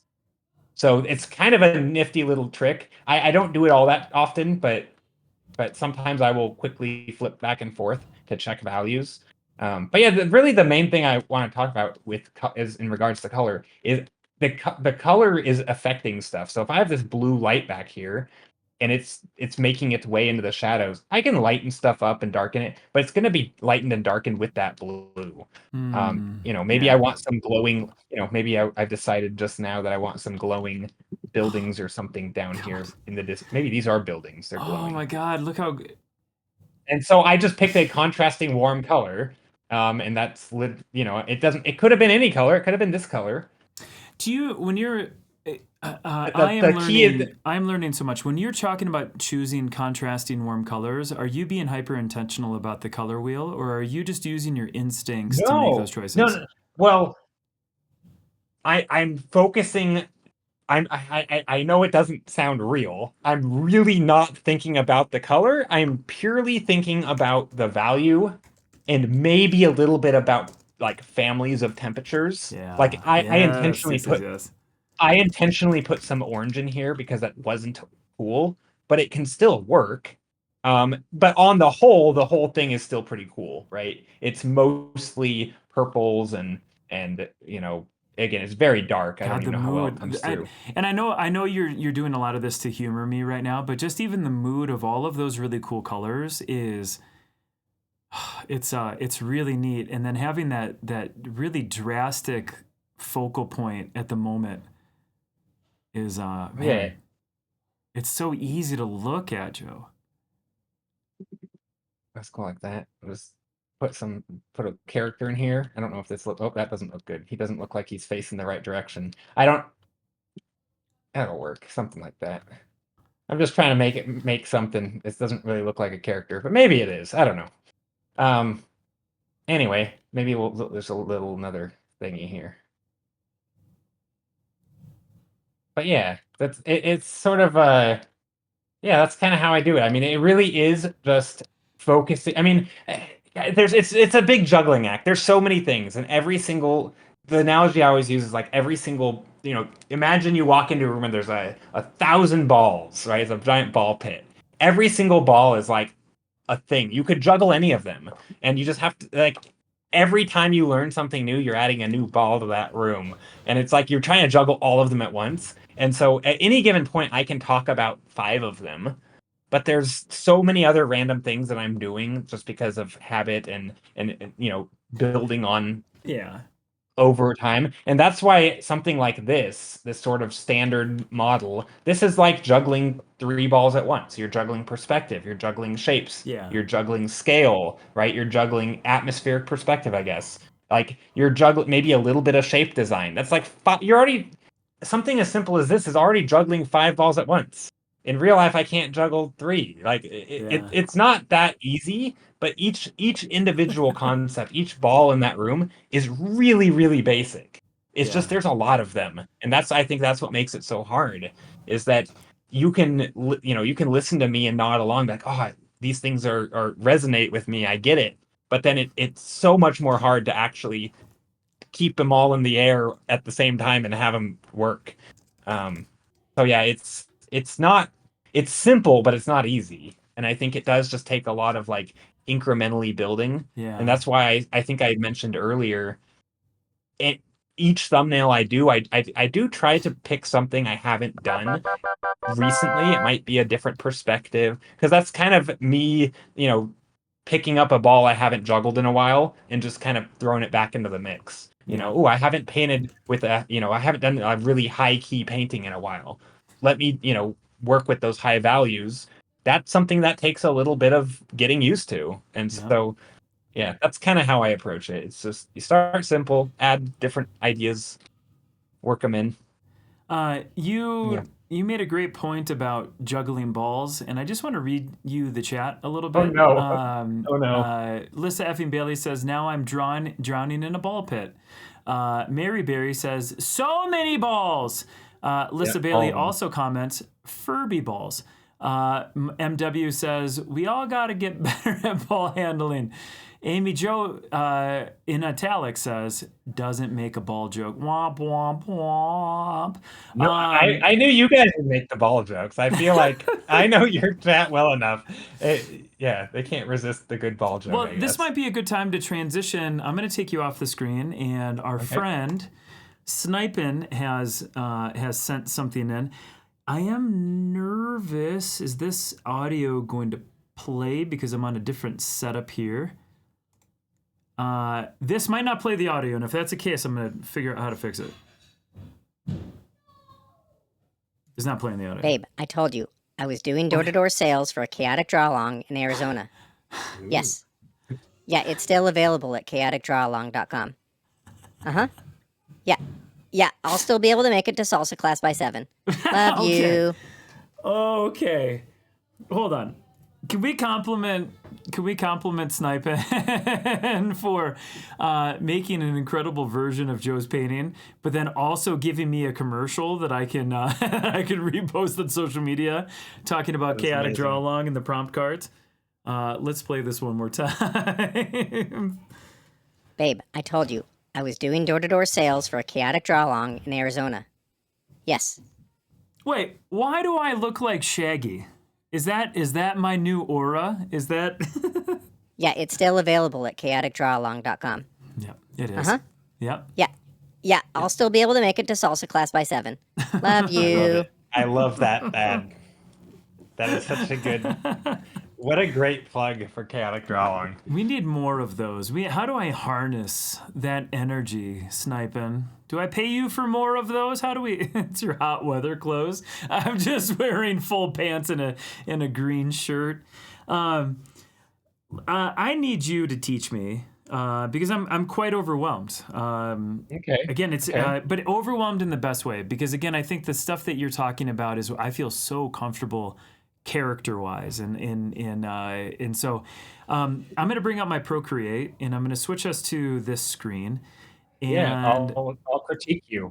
Oh, well, yeah. I'm absolutely cooked. I do a lot of landscapes and environments and stuff like that. So if I was to find a brush, like what are the kind of brushes, and I know you don't use Procreate and I do, but like what are the kind of brushes that you would recommend? I'm trying to find something that would... I mean, anything that's not too soft. I just wouldn't recommend an airbrush. Like any sort of chalky brush, hard round. So if you see my screen, here, it's not on. I have like a flat brush like that. That one has a lot of extra opacity in it, a lot of pressure sensitivity. Yeah, that's perfect. That's perfect. Okay. It doesn't need texture. It something with hard edges, presumably. I do like a little bit of a mix of a hard and soft. So if I want, I can, finesse things and blend things with one brush. Okay. But you can just switch brushes, or just don't do that. Wait, switch brushes? Yeah, you don't have to. I mean, again, But yeah, I mean, I will occasionally switch to like a smudge brush if I really want to like blend two shapes together or something. Yeah. Like sometimes there's just a point where I want to just blend an edge real quick to make it a little softer. But mostly it is just one brush. It really is just a hard edge brush. I mean, if you look at this painting, there's some soft-ish stuff like down here. Yeah. But like it's kind of, I could even come in and blend this if I wanted, but it really doesn't matter. Everything else is pretty hard edged. And sometimes when I scale it up, I use that scaling as it kind of softens everything just by the fact that it's going to pixelate it. And then I go back in with my, with a hard edge brush again, and it defines some of those shapes and edges. Okay. Sweet. I'm going to start, so I'm just going to have black loaded up here. And yeah, I want to see how you do this. Well, honestly, I don't know how any of this is going to work because again, the way that I would do any of this is just much more. I would sketch and I would doodle the thing up, and then I would basically just have it all inhabit line. Line would be the only thing that would be the driving force, sort of any of this, and so. You were drawing your castle and stuff like that earlier, and I was thinking about what if we do some sort of castle thing that is far off in the distance. Okay. I think one of the limitations of a thing like Procreate is unless you are on some keyboard switcher, things like that, it's hard to switch kind of back and forth between your colors. You're able to navigate stuff just a little bit easier. Well, so yeah, all of my colors, especially like at this stage, I'm not even putting new colors on the canvas. I'm just color picking from what's already there. And say, especially if you're working in black and white, once I have my darkest dark and my lightest light, I am only color picking from the canvas. If I want a medium gray, I take a light and lightly put it over. Yeah, using pen pressure, just lightly put it over the dark and pick that new color. Yeah. And yeah, like at this stage, like as you're putting in those more medium light shapes, I would be probably, I'm sort of gravitating towards like sketching out some sort of line or like a hill or something that leads the eye into the main castle. So even at the stage where I'm putting down like a lighter value in the background, I'm already thinking a little bit about composition, but it's super subtle. Yeah. So, and again, it feels so deeply foreign to me because of just the way that my brain processes. But this is where I really want to be pushed. But yeah, I'm struggling at the moment to find the curve. Like I know where the eye needs to be drawn to. It's getting us to that phase, which feels really foreign to me. And I also think that part's really scary. And I wonder, I don't know if this would help you. Do you? Because I find honestly, even if I have like a small canvas, I still think putting a physical box somewhere in it, even if I wanted to change the border of it later, I find that border helps so much. Let's do that. I actually have a hard time sketching without it. Like in theory, it would be really good to do that, because then you're not limited by some arbitrary canvas size or dimensions. And you don't always need to paint the same aspect ratio. But I find having that box just helps with like lines. That way, if you are going to put a shape, you're not like putting it directly towards the corner or something. And like, I don't know, it helps somehow. Somehow it also makes it less precious because there's like these weird guidelines and crap. You don't call that crap, Joe. Language. I'm kidding. Yeah, I am kidding. Okay, so again, this is different than what you would do. But what would you, as we're building this thing up, what would you try to do to define these different sections? Like where would you go right now? Would you try to use more dark shapes? Would you try to use more light to the front? How would you? I actually, I mean, I would probably. I mean, again, some of it's habit. Yeah. And I have my preferences. Like I oftentimes like ground planes, leading into things. You don't have to have that, obviously, but I think I'm a big sucker for ground planes. So even if it's like putting a little bit of reflected bright white into puddles or something, like, I mean, I have my go-to solutions, but yeah, I would probably do some sort of lead in. I mean, you're nailing it. I don't know. You're No, doing no, fine. no. I am absolutely languishing right now, and I'm not exaggerating. Like um, I mean, I would probably, so just from I mean, yeah, kind of yeah, what no. you're doing right there, what you're doing right now, or a few seconds delayed, I suppose, where you're putting in that new, like that part on the right side of it, doing something to sort of pull the eye back, like some sort of secondary focal point. You have a very clear primary one, and Mhm. like even putting little, it might even just be like, I like variety, so I might even put like little white dots. It could be, characters with lanterns walking up to the castle. It could be little bits of sunlight. It could be glowy uh stones in the ground, or it could be anything. I'd just be, yeah, exactly. Even on the ground plane leading in, just Okay. anything. Like at this stage, I'm oftentimes just thinking of variety. It's like, ooh, let's put some white against dark, some black against white, and just that kind of thing. It's very, uh, yeah. I mean, it also depends, and I'm also asking myself, like, what do I want to do? Like, is this a foggy scene at like, is there like water here? Is there a reflection? I mean, it's soft enough that my brain immediately goes to reflection in water. Um, Again, I paint much more hard edge Yeah, I couldn't than find a what you're brush. doing. I couldn't. Yeah, I had no idea. I couldn't yeah. find a brush because And because I've yeah, and never done because this I paint before. yeah. And so because I paint more hard edge, when I see that softness in the foreground, my brain immediately goes to water. But Yeah. if you weren't imagining water or thinking of that, I would probably do. I mean, again, I don't want you to paint. You're not trying to imitate like my style, so to No, speak. no, no. I would You're have. just, yeah. I would be in So trouble if I was trying to do that.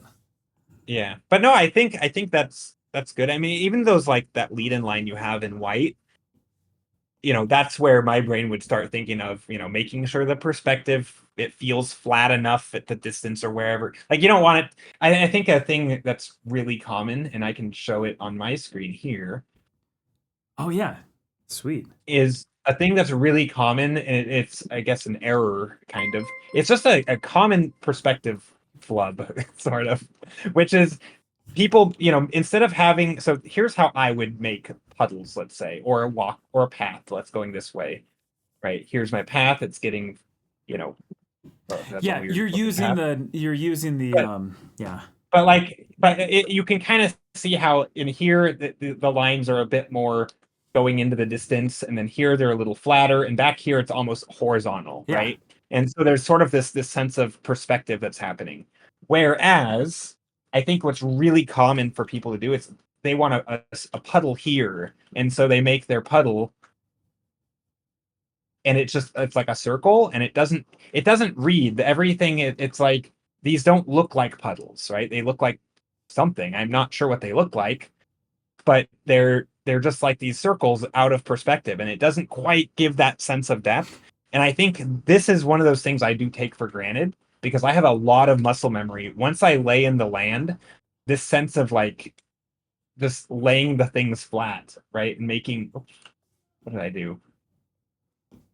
Right, just laying things flat to make it feel a little bit more,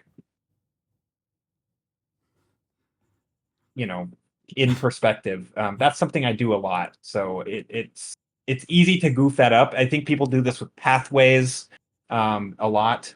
They do it with, lakes and ponds. I feel like you have a good grasp on perspective though, but yeah. I'm okay. yeah. I'm not the expert by any stretch. It's funny. It's funny as I paint. Hi, Simon. There's so many people giving me advice right now, and I love it. Mud just keeps saying zigzags, Anthony, zigzags. And I'm like, I know, I don't know how to do it though. Yeah, it's. I mean, speaking of zigzags, even things like lost and found edges. I mean, that's something where, when you were talking about more about composition earlier a little bit, but when I'm doing like a zigzaggy thing, instead of keeping the whole zigzag on the page, maybe it goes off the page and then it comes back on the page, and then, or maybe it goes behind a pillar and then, there's a pillar here and it goes behind that one. So stuff like that can really, I think, it's using all the little knobs that you can turn to make depth happen and to make a scene really read like this thing's far away. Because like right now you do have a line leading into your scene, but like I think again, this is entirely depending on what you want, but if you had something cutting across a little bit in the foreground, or it could be a character walking out, something to something to anchor. Here's the foreground, here's something in the midground, here's something in the background. Because I think the hardest, I always joke about it on my stream, but like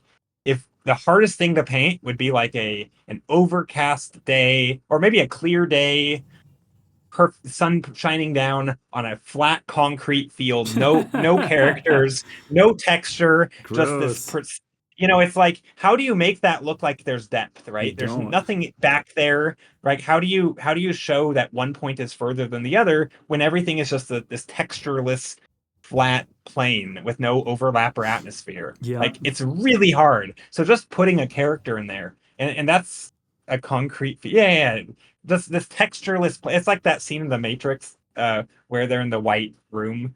It's like there's nothing there. It's hard to tell how far something is. Luckily they have the two characters, one's tiny and one's big, and you can tell it there's depth. But without that, you just don't know. There's no sense of space. So I think adding anything, it could be texture in the foreground that's slightly larger brush size. It could be literally anything. There's a million ways to show that. And so I just sprinkle those in. Early on. I love to put those foreground elements in, the ones that can just grab just enough of the story or enough of the attention, and then they break those planes up too. So it's just everything has a little bit more dynamic to it. It'd be interesting. Do you do very much traditional art? Like, when was the last time you were forced to do like a watercolor piece? Watercolor's been a long time. I've done a little bit of oil, not super recently. I sketch sometimes traditionally. I don't do a lot of traditional art. I think so. I've never gotten super comfortable with mixing paint. I can do it, but I have to kind of logic my way through it, and like I can't. I'm not to the point where if I want a certain value or color, like I know the second I put on the canvas, oh, this is too dark, I need to lighten it up. But sometimes it's past, like, I've screwed up. I've gotten I've got to wipe it off and remix it or something. So I'm not super comfortable with the mixing of it because I just haven't done it enough. And I do, and I kind of just don't enjoy traditional because there's a lot of like setup and cleanup, and you just kind of, I don't know. I think if I got better at mixing paint and I had a better, like a dedicated art studio place where I can kind of leave things out of it, I think I would enjoy traditional a lot more. But at the moment, digital's just so convenient. Yeah, I don't disagree at all. I don't disagree. I love how much you're using that smudgy brush. It's great. It's giving this. It's helping me find something. It's helping something be there.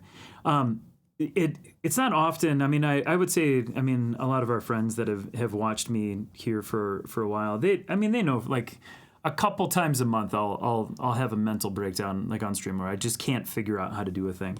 This is one of those really tough things for me. It is just so foreign to the way that I operate, and what's overwhelming to me, and I think to the audience today a little bit too, is that what you do is so instinctual, and that's part of the reason why I think we are all just completely enraptured by you, your work, your methodology, the way that you talk about stuff. And I think it's hard for us because we want it to be as effortless and simple as what you're doing. But that's but it again, was not always that way, though. Exactly, right? Yeah, like, you've accumulated so much. But I can't it's hard. stress that enough. Yeah, that cannot be stressed enough. It was not always instinctual. It was very much. I mean, I can. Gosh, do you want? I could find right now Well, I one of went my back 3 first. years on your Twitter. I mean, I can tell Well, that so I'm kidding, Twitter's recent. I'm kidding. Twitter's actually pretty recent. Even Instagram's recent compared, but like I have some old stuff on DeviantArt. If you dig way back into the depths of that site, I don't want to go into the there depths of DeviantArt. That's, I mean, I know, I'm I kidding. know. But no, there's some stuff like you can actually see before I even did traditional. I did do some perspective line stuff. And then I started trying digital, and my first thing I was trying to play around with values, and I'd like to pat myself on the back. I nailed the values. The problem was I threw perspective out the window and it was god awful.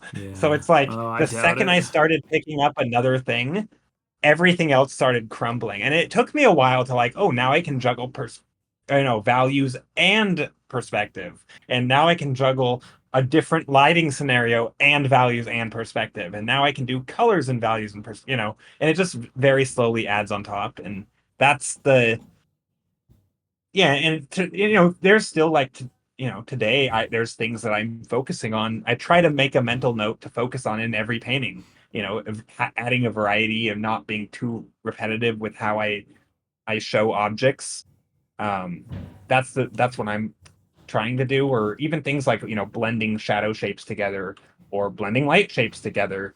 Kind of simplifying stuff in some ways. Like I'm there's all Tony these things that Wheeler, I will the be focusing characters on, and I guy. don't think a total Hey, you beginner want should to be learn to focusing on them, draw? because they It's should be me, focusing on Tony. perspective and values and Hey, stuff like that. Yeah. Oh, guys. there's a It's me, raid. Welcome Tony. We in. gotta draw Anti-Link, welcome today. You got in. your characters Hi. ready? Thank you so much for rating the channel. I'm Anthony. This is Joe. Joe is my special guest today. We are working on a composition workshop. Joe is teaching me, along with a lot of other people, on how to think about fantasy illustration, concept art, and honestly is breaking my brain, Joe. Lazy Stupid Thing, welcome to the stream. Anti-Link, what were you up to on your stream? Thank you so much for the raid. There's a lot of really nice comments and suggestions and ideas, and I'm trying to glance as much as I can. But yeah, I've never felt more on the hot seat, but not in a bad way.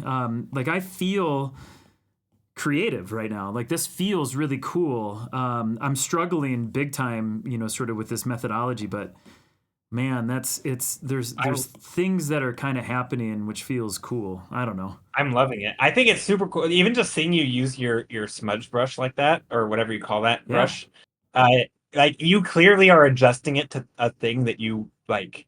Oh, this doesn't look right. Let me adjust it.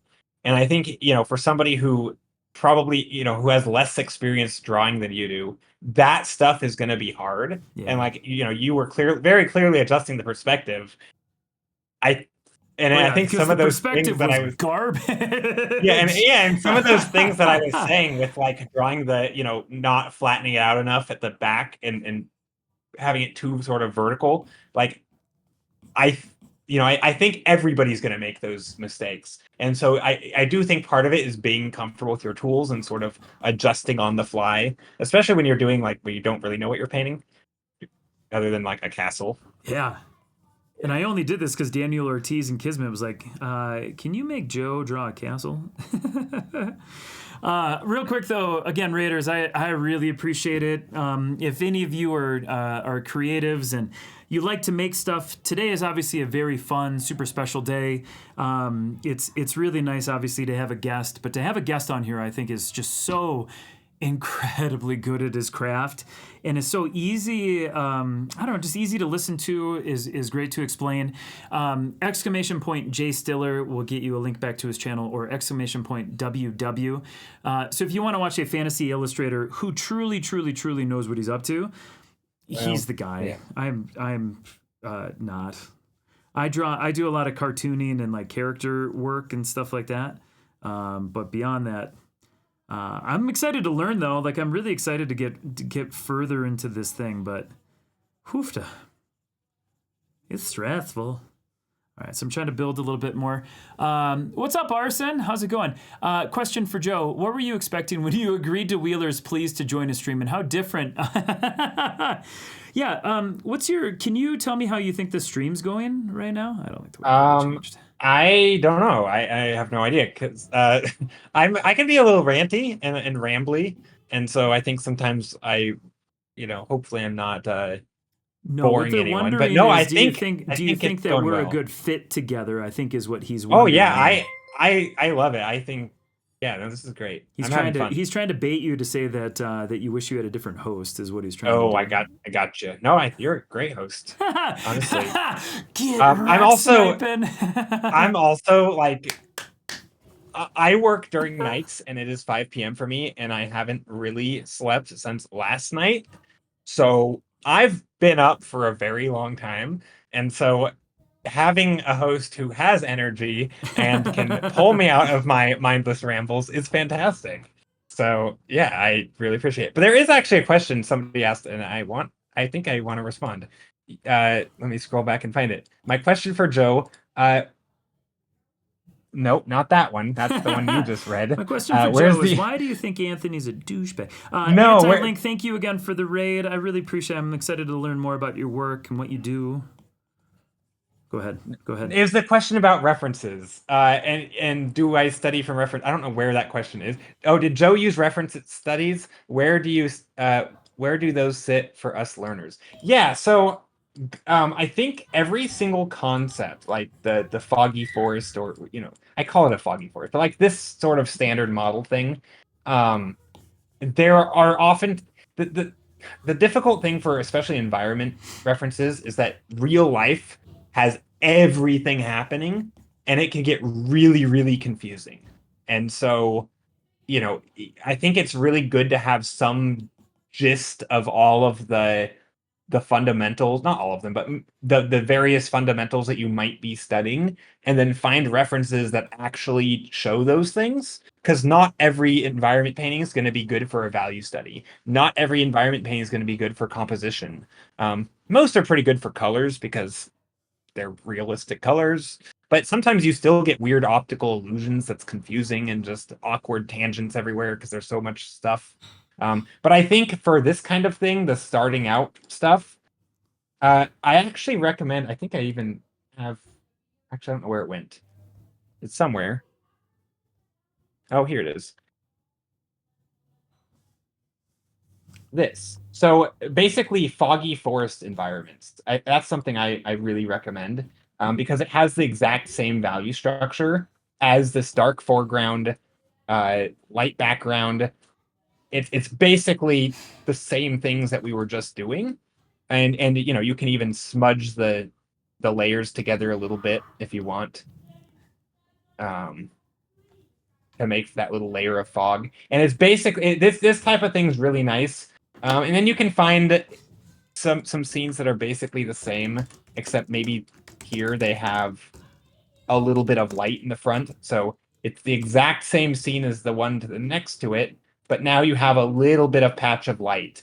And again, the same thing here. You just put in that patch of light, and now you so basically building on these concepts. So starting with simple value structures, then slowly adjusting and adding to it. That's how I recommend studying from references. So still use references for everything, and like when I'm painting on stream, I will typically get to this point and then I'll be like, I don't know what a cabin looks like. Let me go find architecture references, and then I'll go and find them.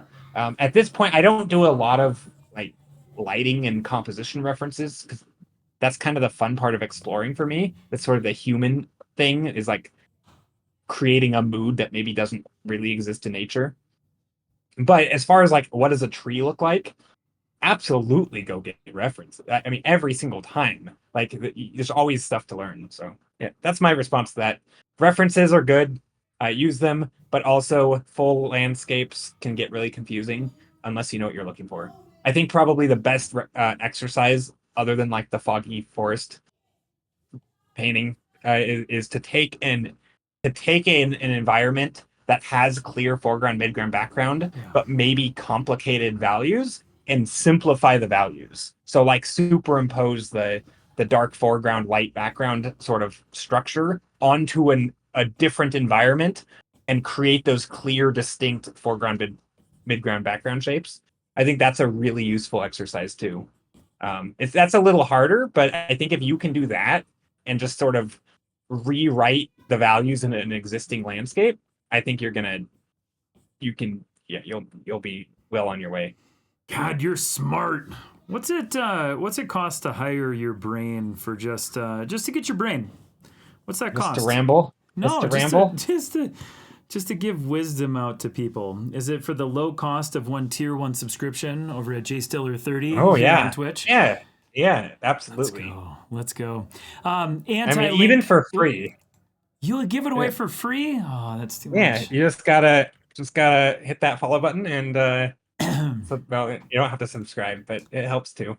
Have you met an Anti-Link? Anti-Link. The friend that just rated us? I do know Anti-Link. Because look at this art. I'm going to put it up on screen right now. This is what they were just working on. And look at the incredible focal point on this. Ooh, I love it.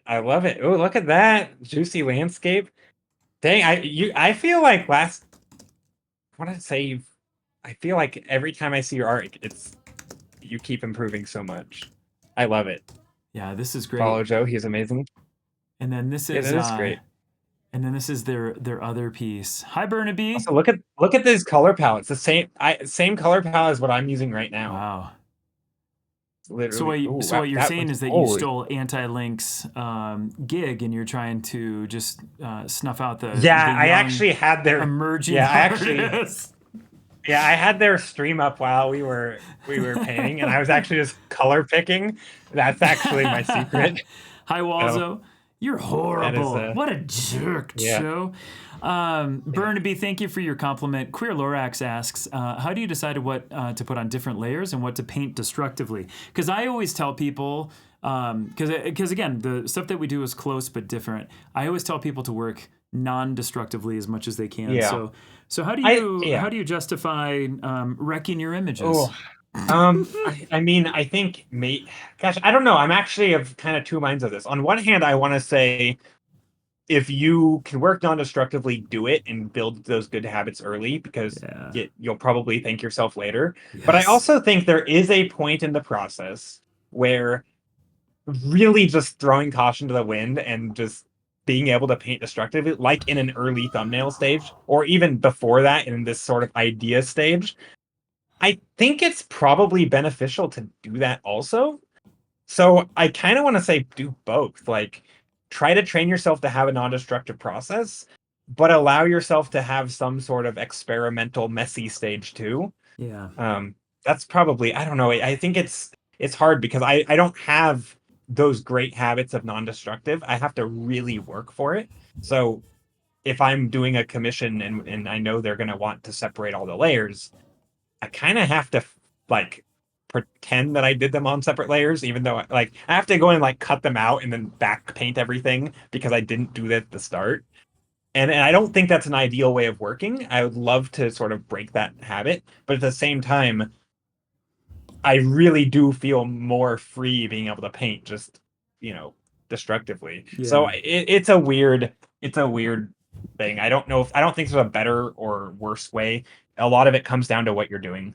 If you're working in a studio in a pipeline of production art, you're probably not going to be working destructively. That's just not going to fly. No. So, what's the when you think about sort of your future with art and illustration and stuff like that, where do you want to go? What's going to be the big thing where everyone is going to know who you are and be able to buy lots of your work and what's the future really hold for you creatively? I have no idea. Okay. That's a valid answer. I've taken it very slow. I intentionally chose to work low hours at a part-time job. Yeah. That's stress-free so that I can do art on the side. And I basically learned art while supporting myself on the side. So I kind of carved out that time. And I'm still kind of in that routine where I do art kind of for me, but I get, the commissions come in mostly through streams. Sometimes, people find me on Reddit or something. So I never advertise. So I'm at the point where people are reaching out and being interested in my work. And it's not, not just fans, but it's people who are like, oh, I like your work. And so that's, I am at the point where I do think I would like to switch to doing art full time in some capacity. I'm not entirely sure what that would look like. Yeah, I'm not sure. I stream, stream 3 days a week, Monday, Thursday, Saturday, 11 a.m. Pacific time. Uh, but yeah, no, I I like do how stream. uncomfortable you felt saying that too. It was extremely awkward. That's my It favorite. was so awkward. That might be my favorite thing that's happened all day here today. It's such an awkward plug. That made me uncomfortable. It didn't make me feel uncomfortable. I thought it was great. But yeah, no, so I don't know. I mean, I do art, I do stream. I don't think streaming in and of itself is the end goal. It could be anything from, I don't know. I'm not really sure. OMG, hey, I'm a jar. How's it going? How would awesome. you recommend to put yourself out there for fantasy landscape commissions if you don't have a huge following yet? I don't know. I mean, I don't feel like I have a huge following. So, but also I don't put myself out there for, I mean, all the commissions I've gotten are, I mean, it really is just, I mean, I guess it is because I put myself out there, but just it's very slow. I mean, I'm not somebody who's like, hey guys, I'm open for commissions and desperate need of money. Send me, commission me, please. Like I've literally never mentioned it. And so I don't know. I mean, I kind of, I think, again, I don't know how to say it without sounding like I have an ego, and I really don't think I'm in this situation yet. But there's sort of this idea, like if you get good enough at something, people will come to you. I don't totally agree. I mean, I kind of agree with it, but I also think that's not the best game plan. You should be proactive about it. I'm not, so I'm not a great example here. But I kind of do, that is kind of my goal for a while, for a long time. It's just like try to get good, learn as much as I can, you know. So I don't know. I'm not. I feel like Anthony would be better at this sort of the marketing side of things, probably. Yeah, I think I appreciate you saying that. I think you dress for the job that you're interviewing for, not the job that you currently have. So if you want to do a whole bunch of fantasy illustration and get commissions, you have to do a bunch of it. You got to put it out there. Yeah. You have to tell people that you're taking on customers and requests. You have to show great examples of that kind of work, and you have to put it out there. I think going back to your point, though, I do think a lot of people say, I'm just kind of waiting for that thing to come to me. It's not going to happen unless you verbalize it, you put it out into the mother universe itself, and then you put it out and you tell it to everybody. You got to think about the greatest marketers of themselves that are out there. There's the influential guy, Gary Vee, who is on all social media, and he's sort of the big influencer when it comes to like social media and stuff like that. The thing is like he's just constantly beating the drum and just telling people what he does and why he's the guy, and people then just start to believe it.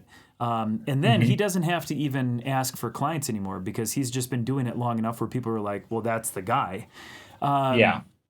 But for a long time, he was not the guy. So he was out there telling people what his skill set was, what he could get done. He was showing off the results of what he was actually getting done, and then people started to really figure out that he could do it. So, you can't. You just won't get anything from anybody unless you put it out there. And no, that's totally true, and I'm definitely, and I think for me, I'm in this weird sort of middle area where like art, like the way that I've gotten to the point that I am is through sort of treating it like a hobby because it allows me to have fun with it. It allows me to do what I want to do. And so it's basically been, and like, I do like to challenge myself. And so I think I've gotten better over time. I'm not, super duper pro, but I've gotten better over time.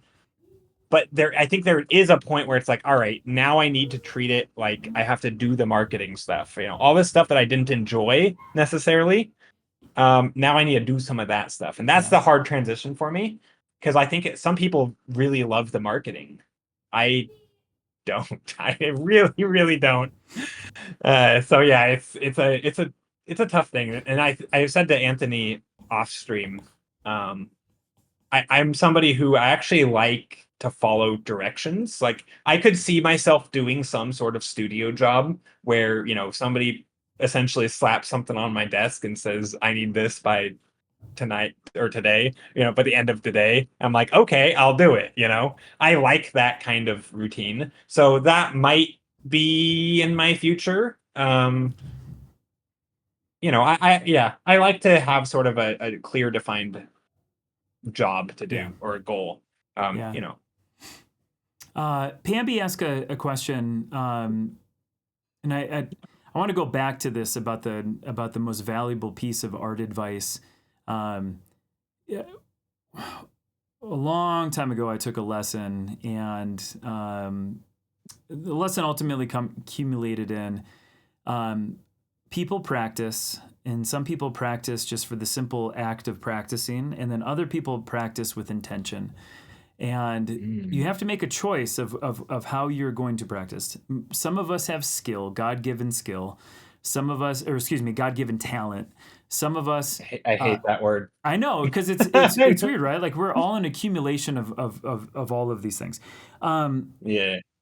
But some people are just naturally born with an inclination to be able to make a thing. And then the rest of us have to work at skill, and we have to really put time and effort in.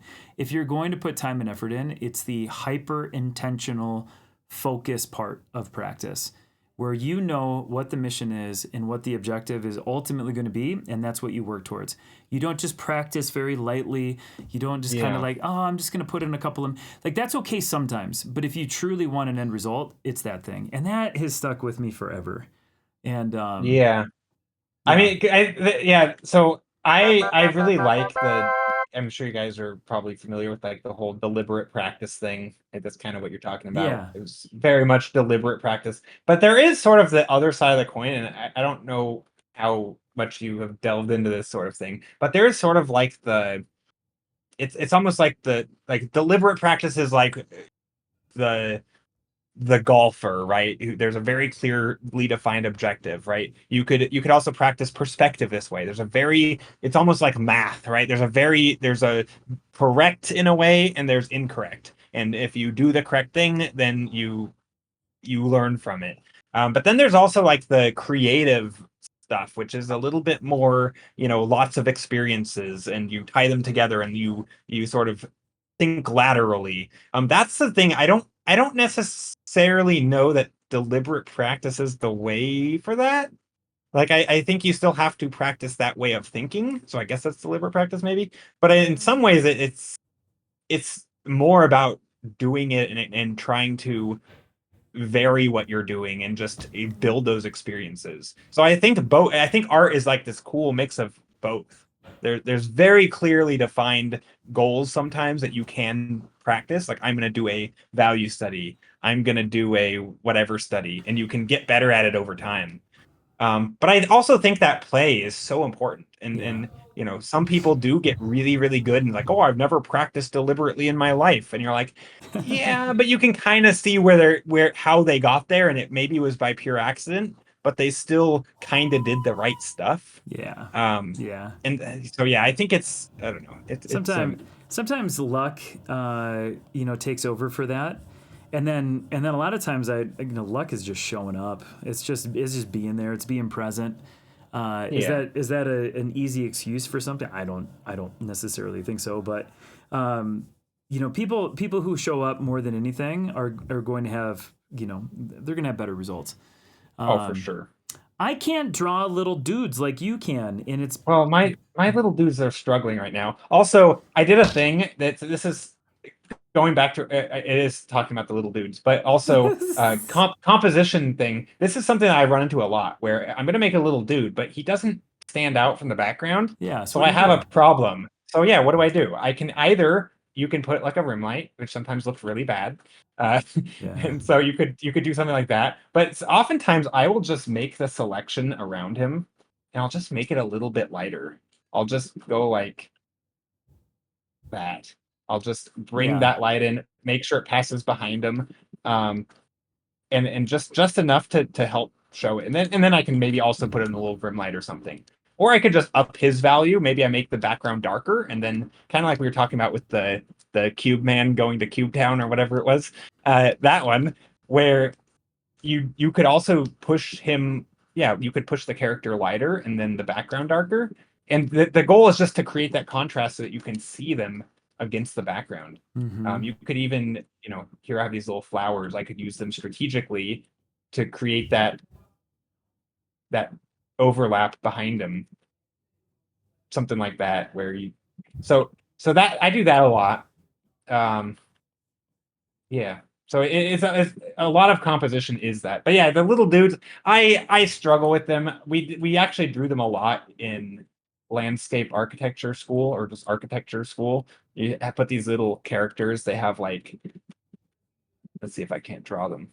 It's just funny though. It's one of They those basically things, they're basically heads. They're basically heads, shoulders, and then feet that look like this. And this is like you just draw your little dudes, and I oftentimes I'll just go like this, and I'll just like some random blob with a random blob with the leg shapes at the bottom, and that's like the leg shapes to me. It almost doesn't matter what the shape is, as long as they have the legs, they're people. Give them a head, give them legs, and you're good. We're gonna have a masterclass lesson on how you draw little dudes. No, my little dudes are not good, but yeah, I do enjoy them though. Yeah, dude, you're a master. You're a master at all this. I don't agree, but thanks. Whatever, man. You're just so good. This part has been really fun for me. Obviously, it's hard to fail in public, but it is.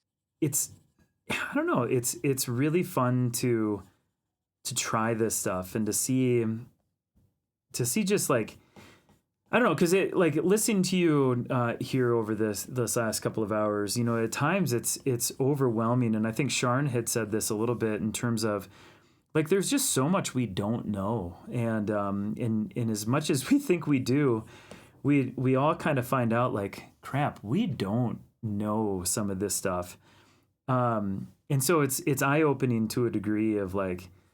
Yeah, man. Dude, we have a long ways to figure some stuff out. You say this, yet you're cranking out like this amazing. You have these like nice hard edges and soft edges in this paint, in this black and white painting of yours. It's so good. No.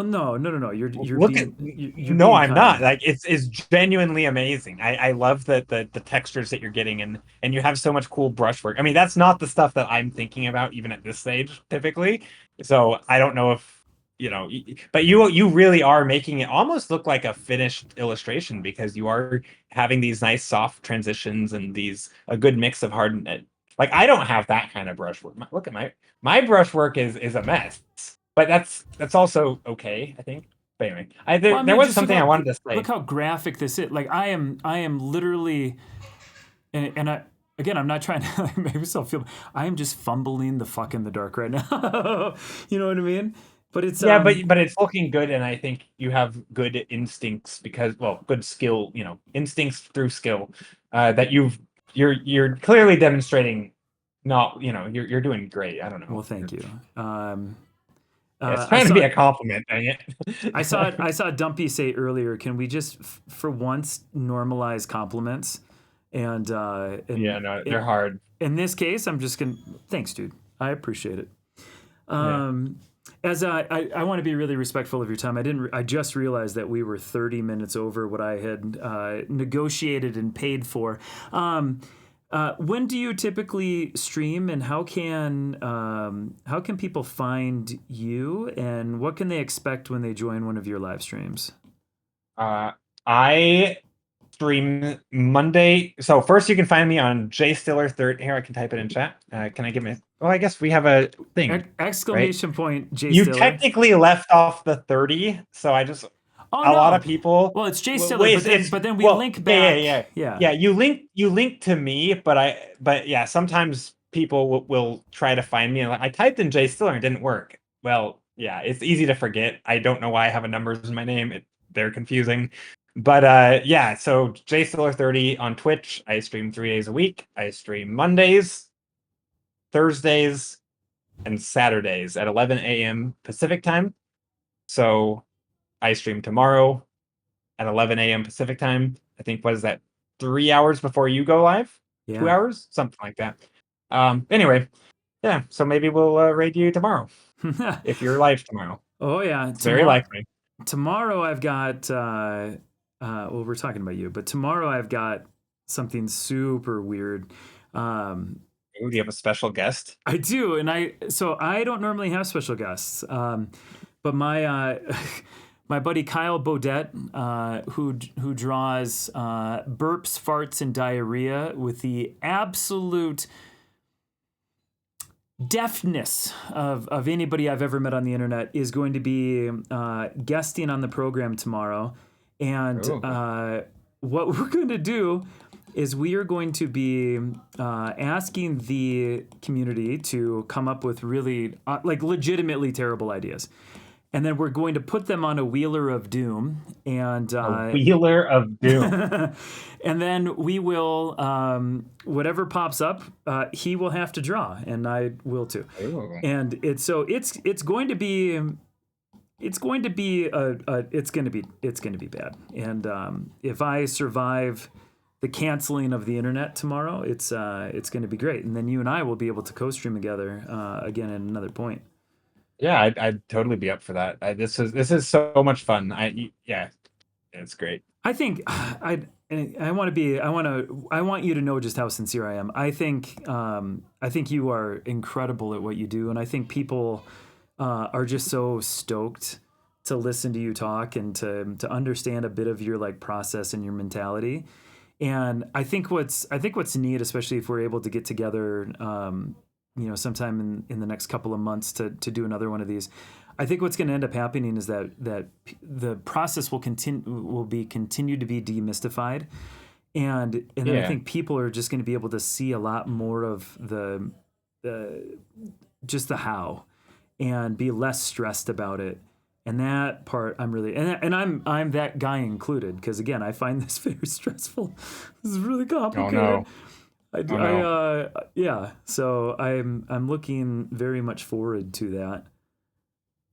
Let me see if I can find this brush. Yeah, no, me too. But yeah, I asked earlier, what can people expect on my stream also? Yeah. And honestly, a lot of the same. I mean, I don't know if you can show my screen real quick. Absolutely. But, I kind of mentioned it earlier. But let's just go to I'm trying to find a good one. I'm being overly picky here. Let's go with this one.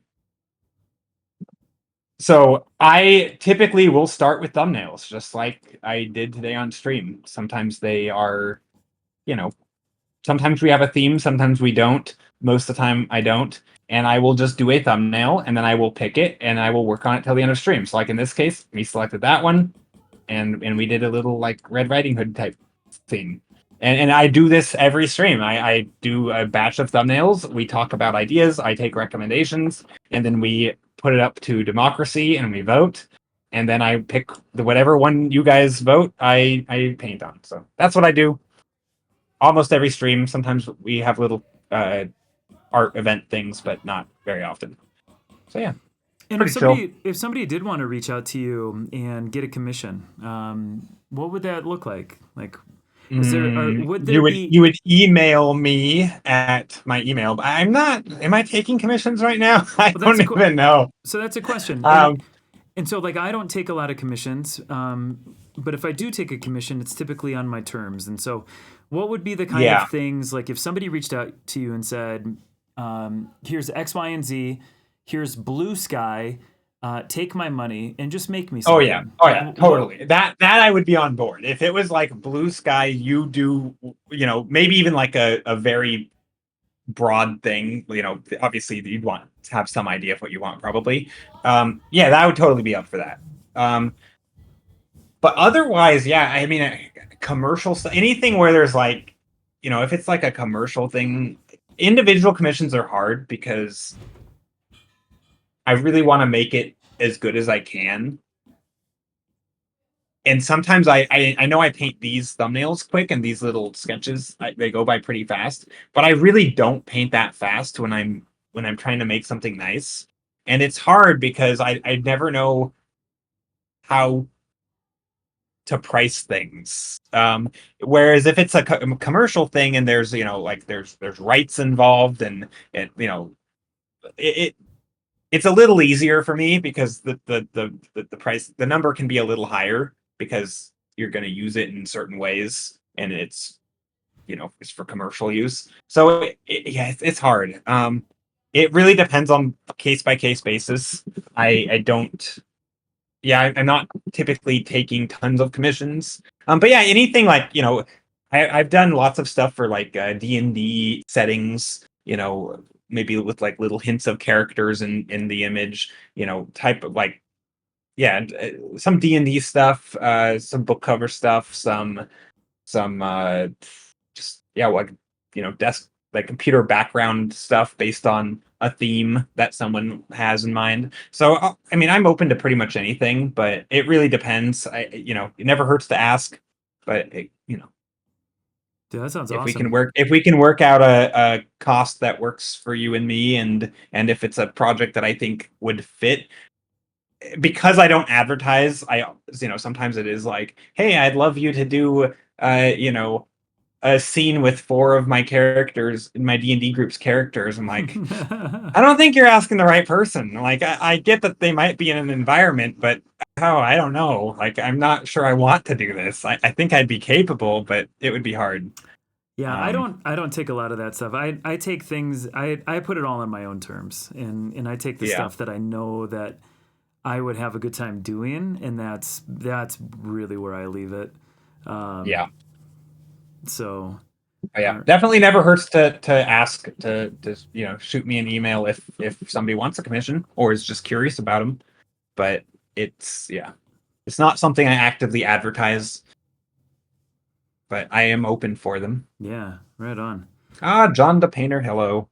I see familiar names. Yeah, Actually, I see a lot of names. Yeah, I'm like John's calling been, out random people and ignoring others unintentionally, but like there's so many people, and yeah.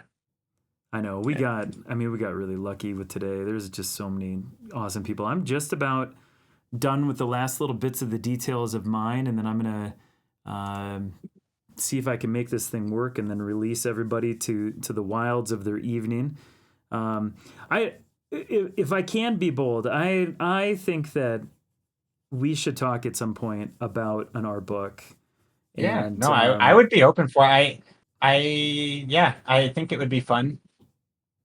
I mean, a lot of my concerns around art books are things like, is there a theme and sort of how do I string that together and figure out and basically pull the trigger on an idea because I'm constantly, I might have like some vague idea for a thing, and then as I start thinking about it, I get another idea. I'm like, oh, that could actually be cooler, and maybe I shouldn't do that last one. And it's like it's hard for me to do the thing. Yeah, I'm lazy.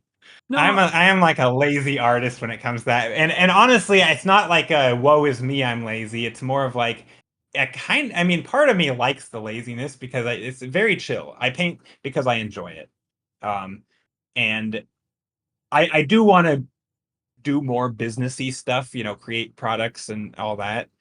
But yeah, it's a balancing act for me. So, but yeah, no, yeah. I would totally be up for it. No, I think I get it. I think some of it too is just trepidation of like, are people going to be interested in this thing, and and then the perfection, sort of the perfection complex that comes along with that. Because I mean, I have suffered from that for a very long time, making sure that everything is going to be as right and true as what I have in sort of imagined in my brain, and it's tough. It's Yeah. But there's just I have to imagine that there are just so many people who would be just thrilled to have a copy of a book from you, or even just at a minimum like a zine. Yeah. With your stuff. But the big thing is, if that stuff does not align with the values or the goals of what you have, then that's obviously where Yeah, no, I mean, I would be up for almost any of that stuff. It's kind of I mean, there is so like also a thing is I mean, I guess Kickstarter's always a thing.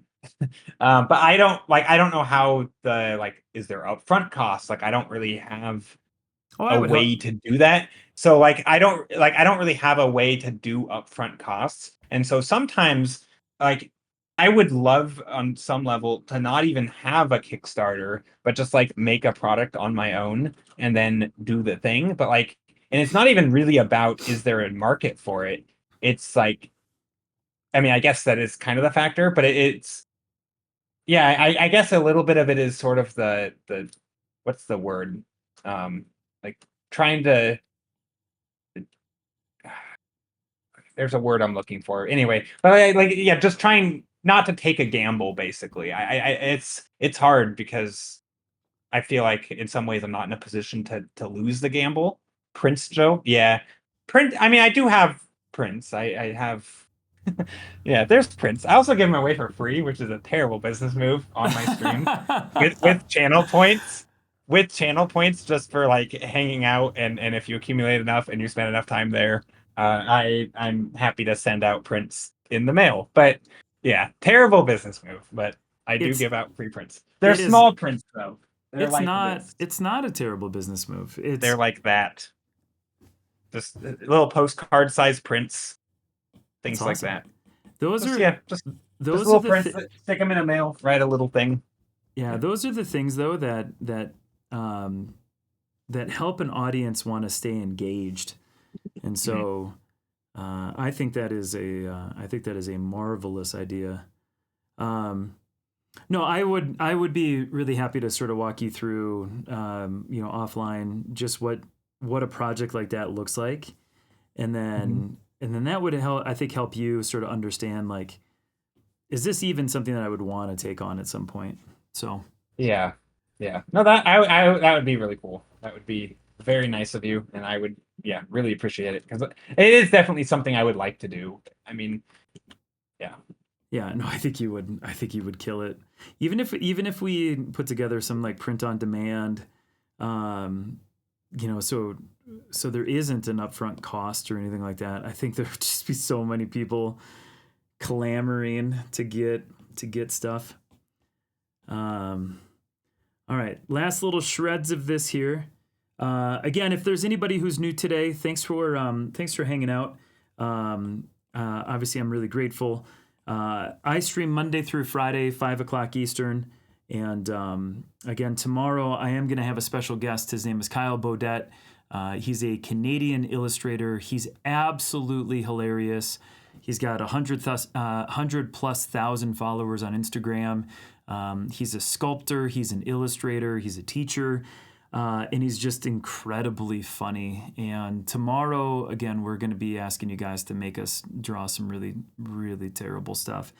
Every Friday here on the show, we also do a thing called the Chaotic Draw Along. That's where the audience comes up with prompt ideas. We vote. Whatever wins, I draw. The audience draws. It's a mutual punishment. And we have that returning Friday night. It happens every Friday and every Monday. Last week we had 100 plus different illustrations submitted for our prompt of condiment superhero.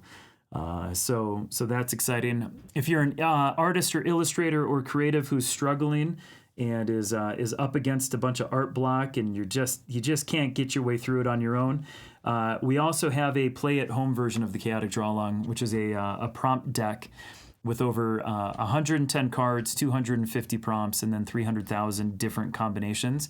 And while I can't guarantee that I can get rid of your art block, it will definitely give you some terrible things to think about.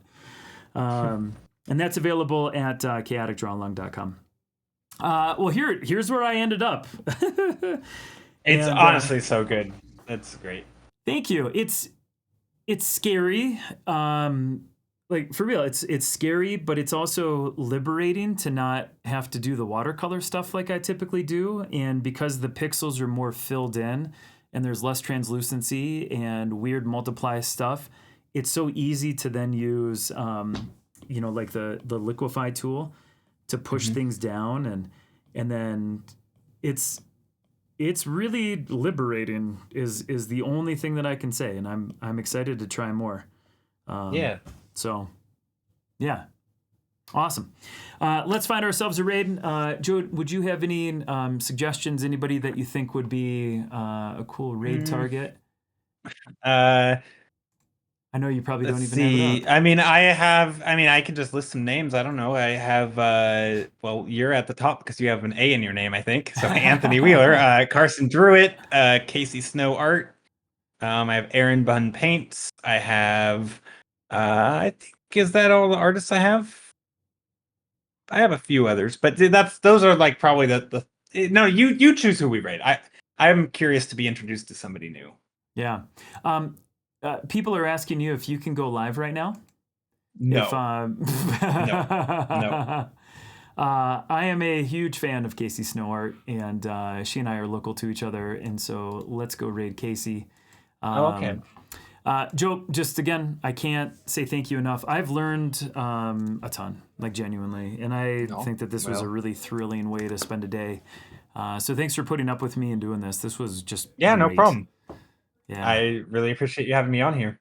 Yeah, for sure. Thanks for allowing me to be rambly in front of your community. You weren't rambly. I want to be very clear. You weren't. Yes, Charles, I will absolutely take a look at it tomorrow. I'm excited too. That's it for now, guys. Ta-ta. Thank you so much again, Joe. Everyone at home, have a lovely night. If you need anything, you can shoot us messages on Twitch or Discord. Otherwise, we'll see you tomorrow. Take care, everybody. And then this is hitting, and I am pressing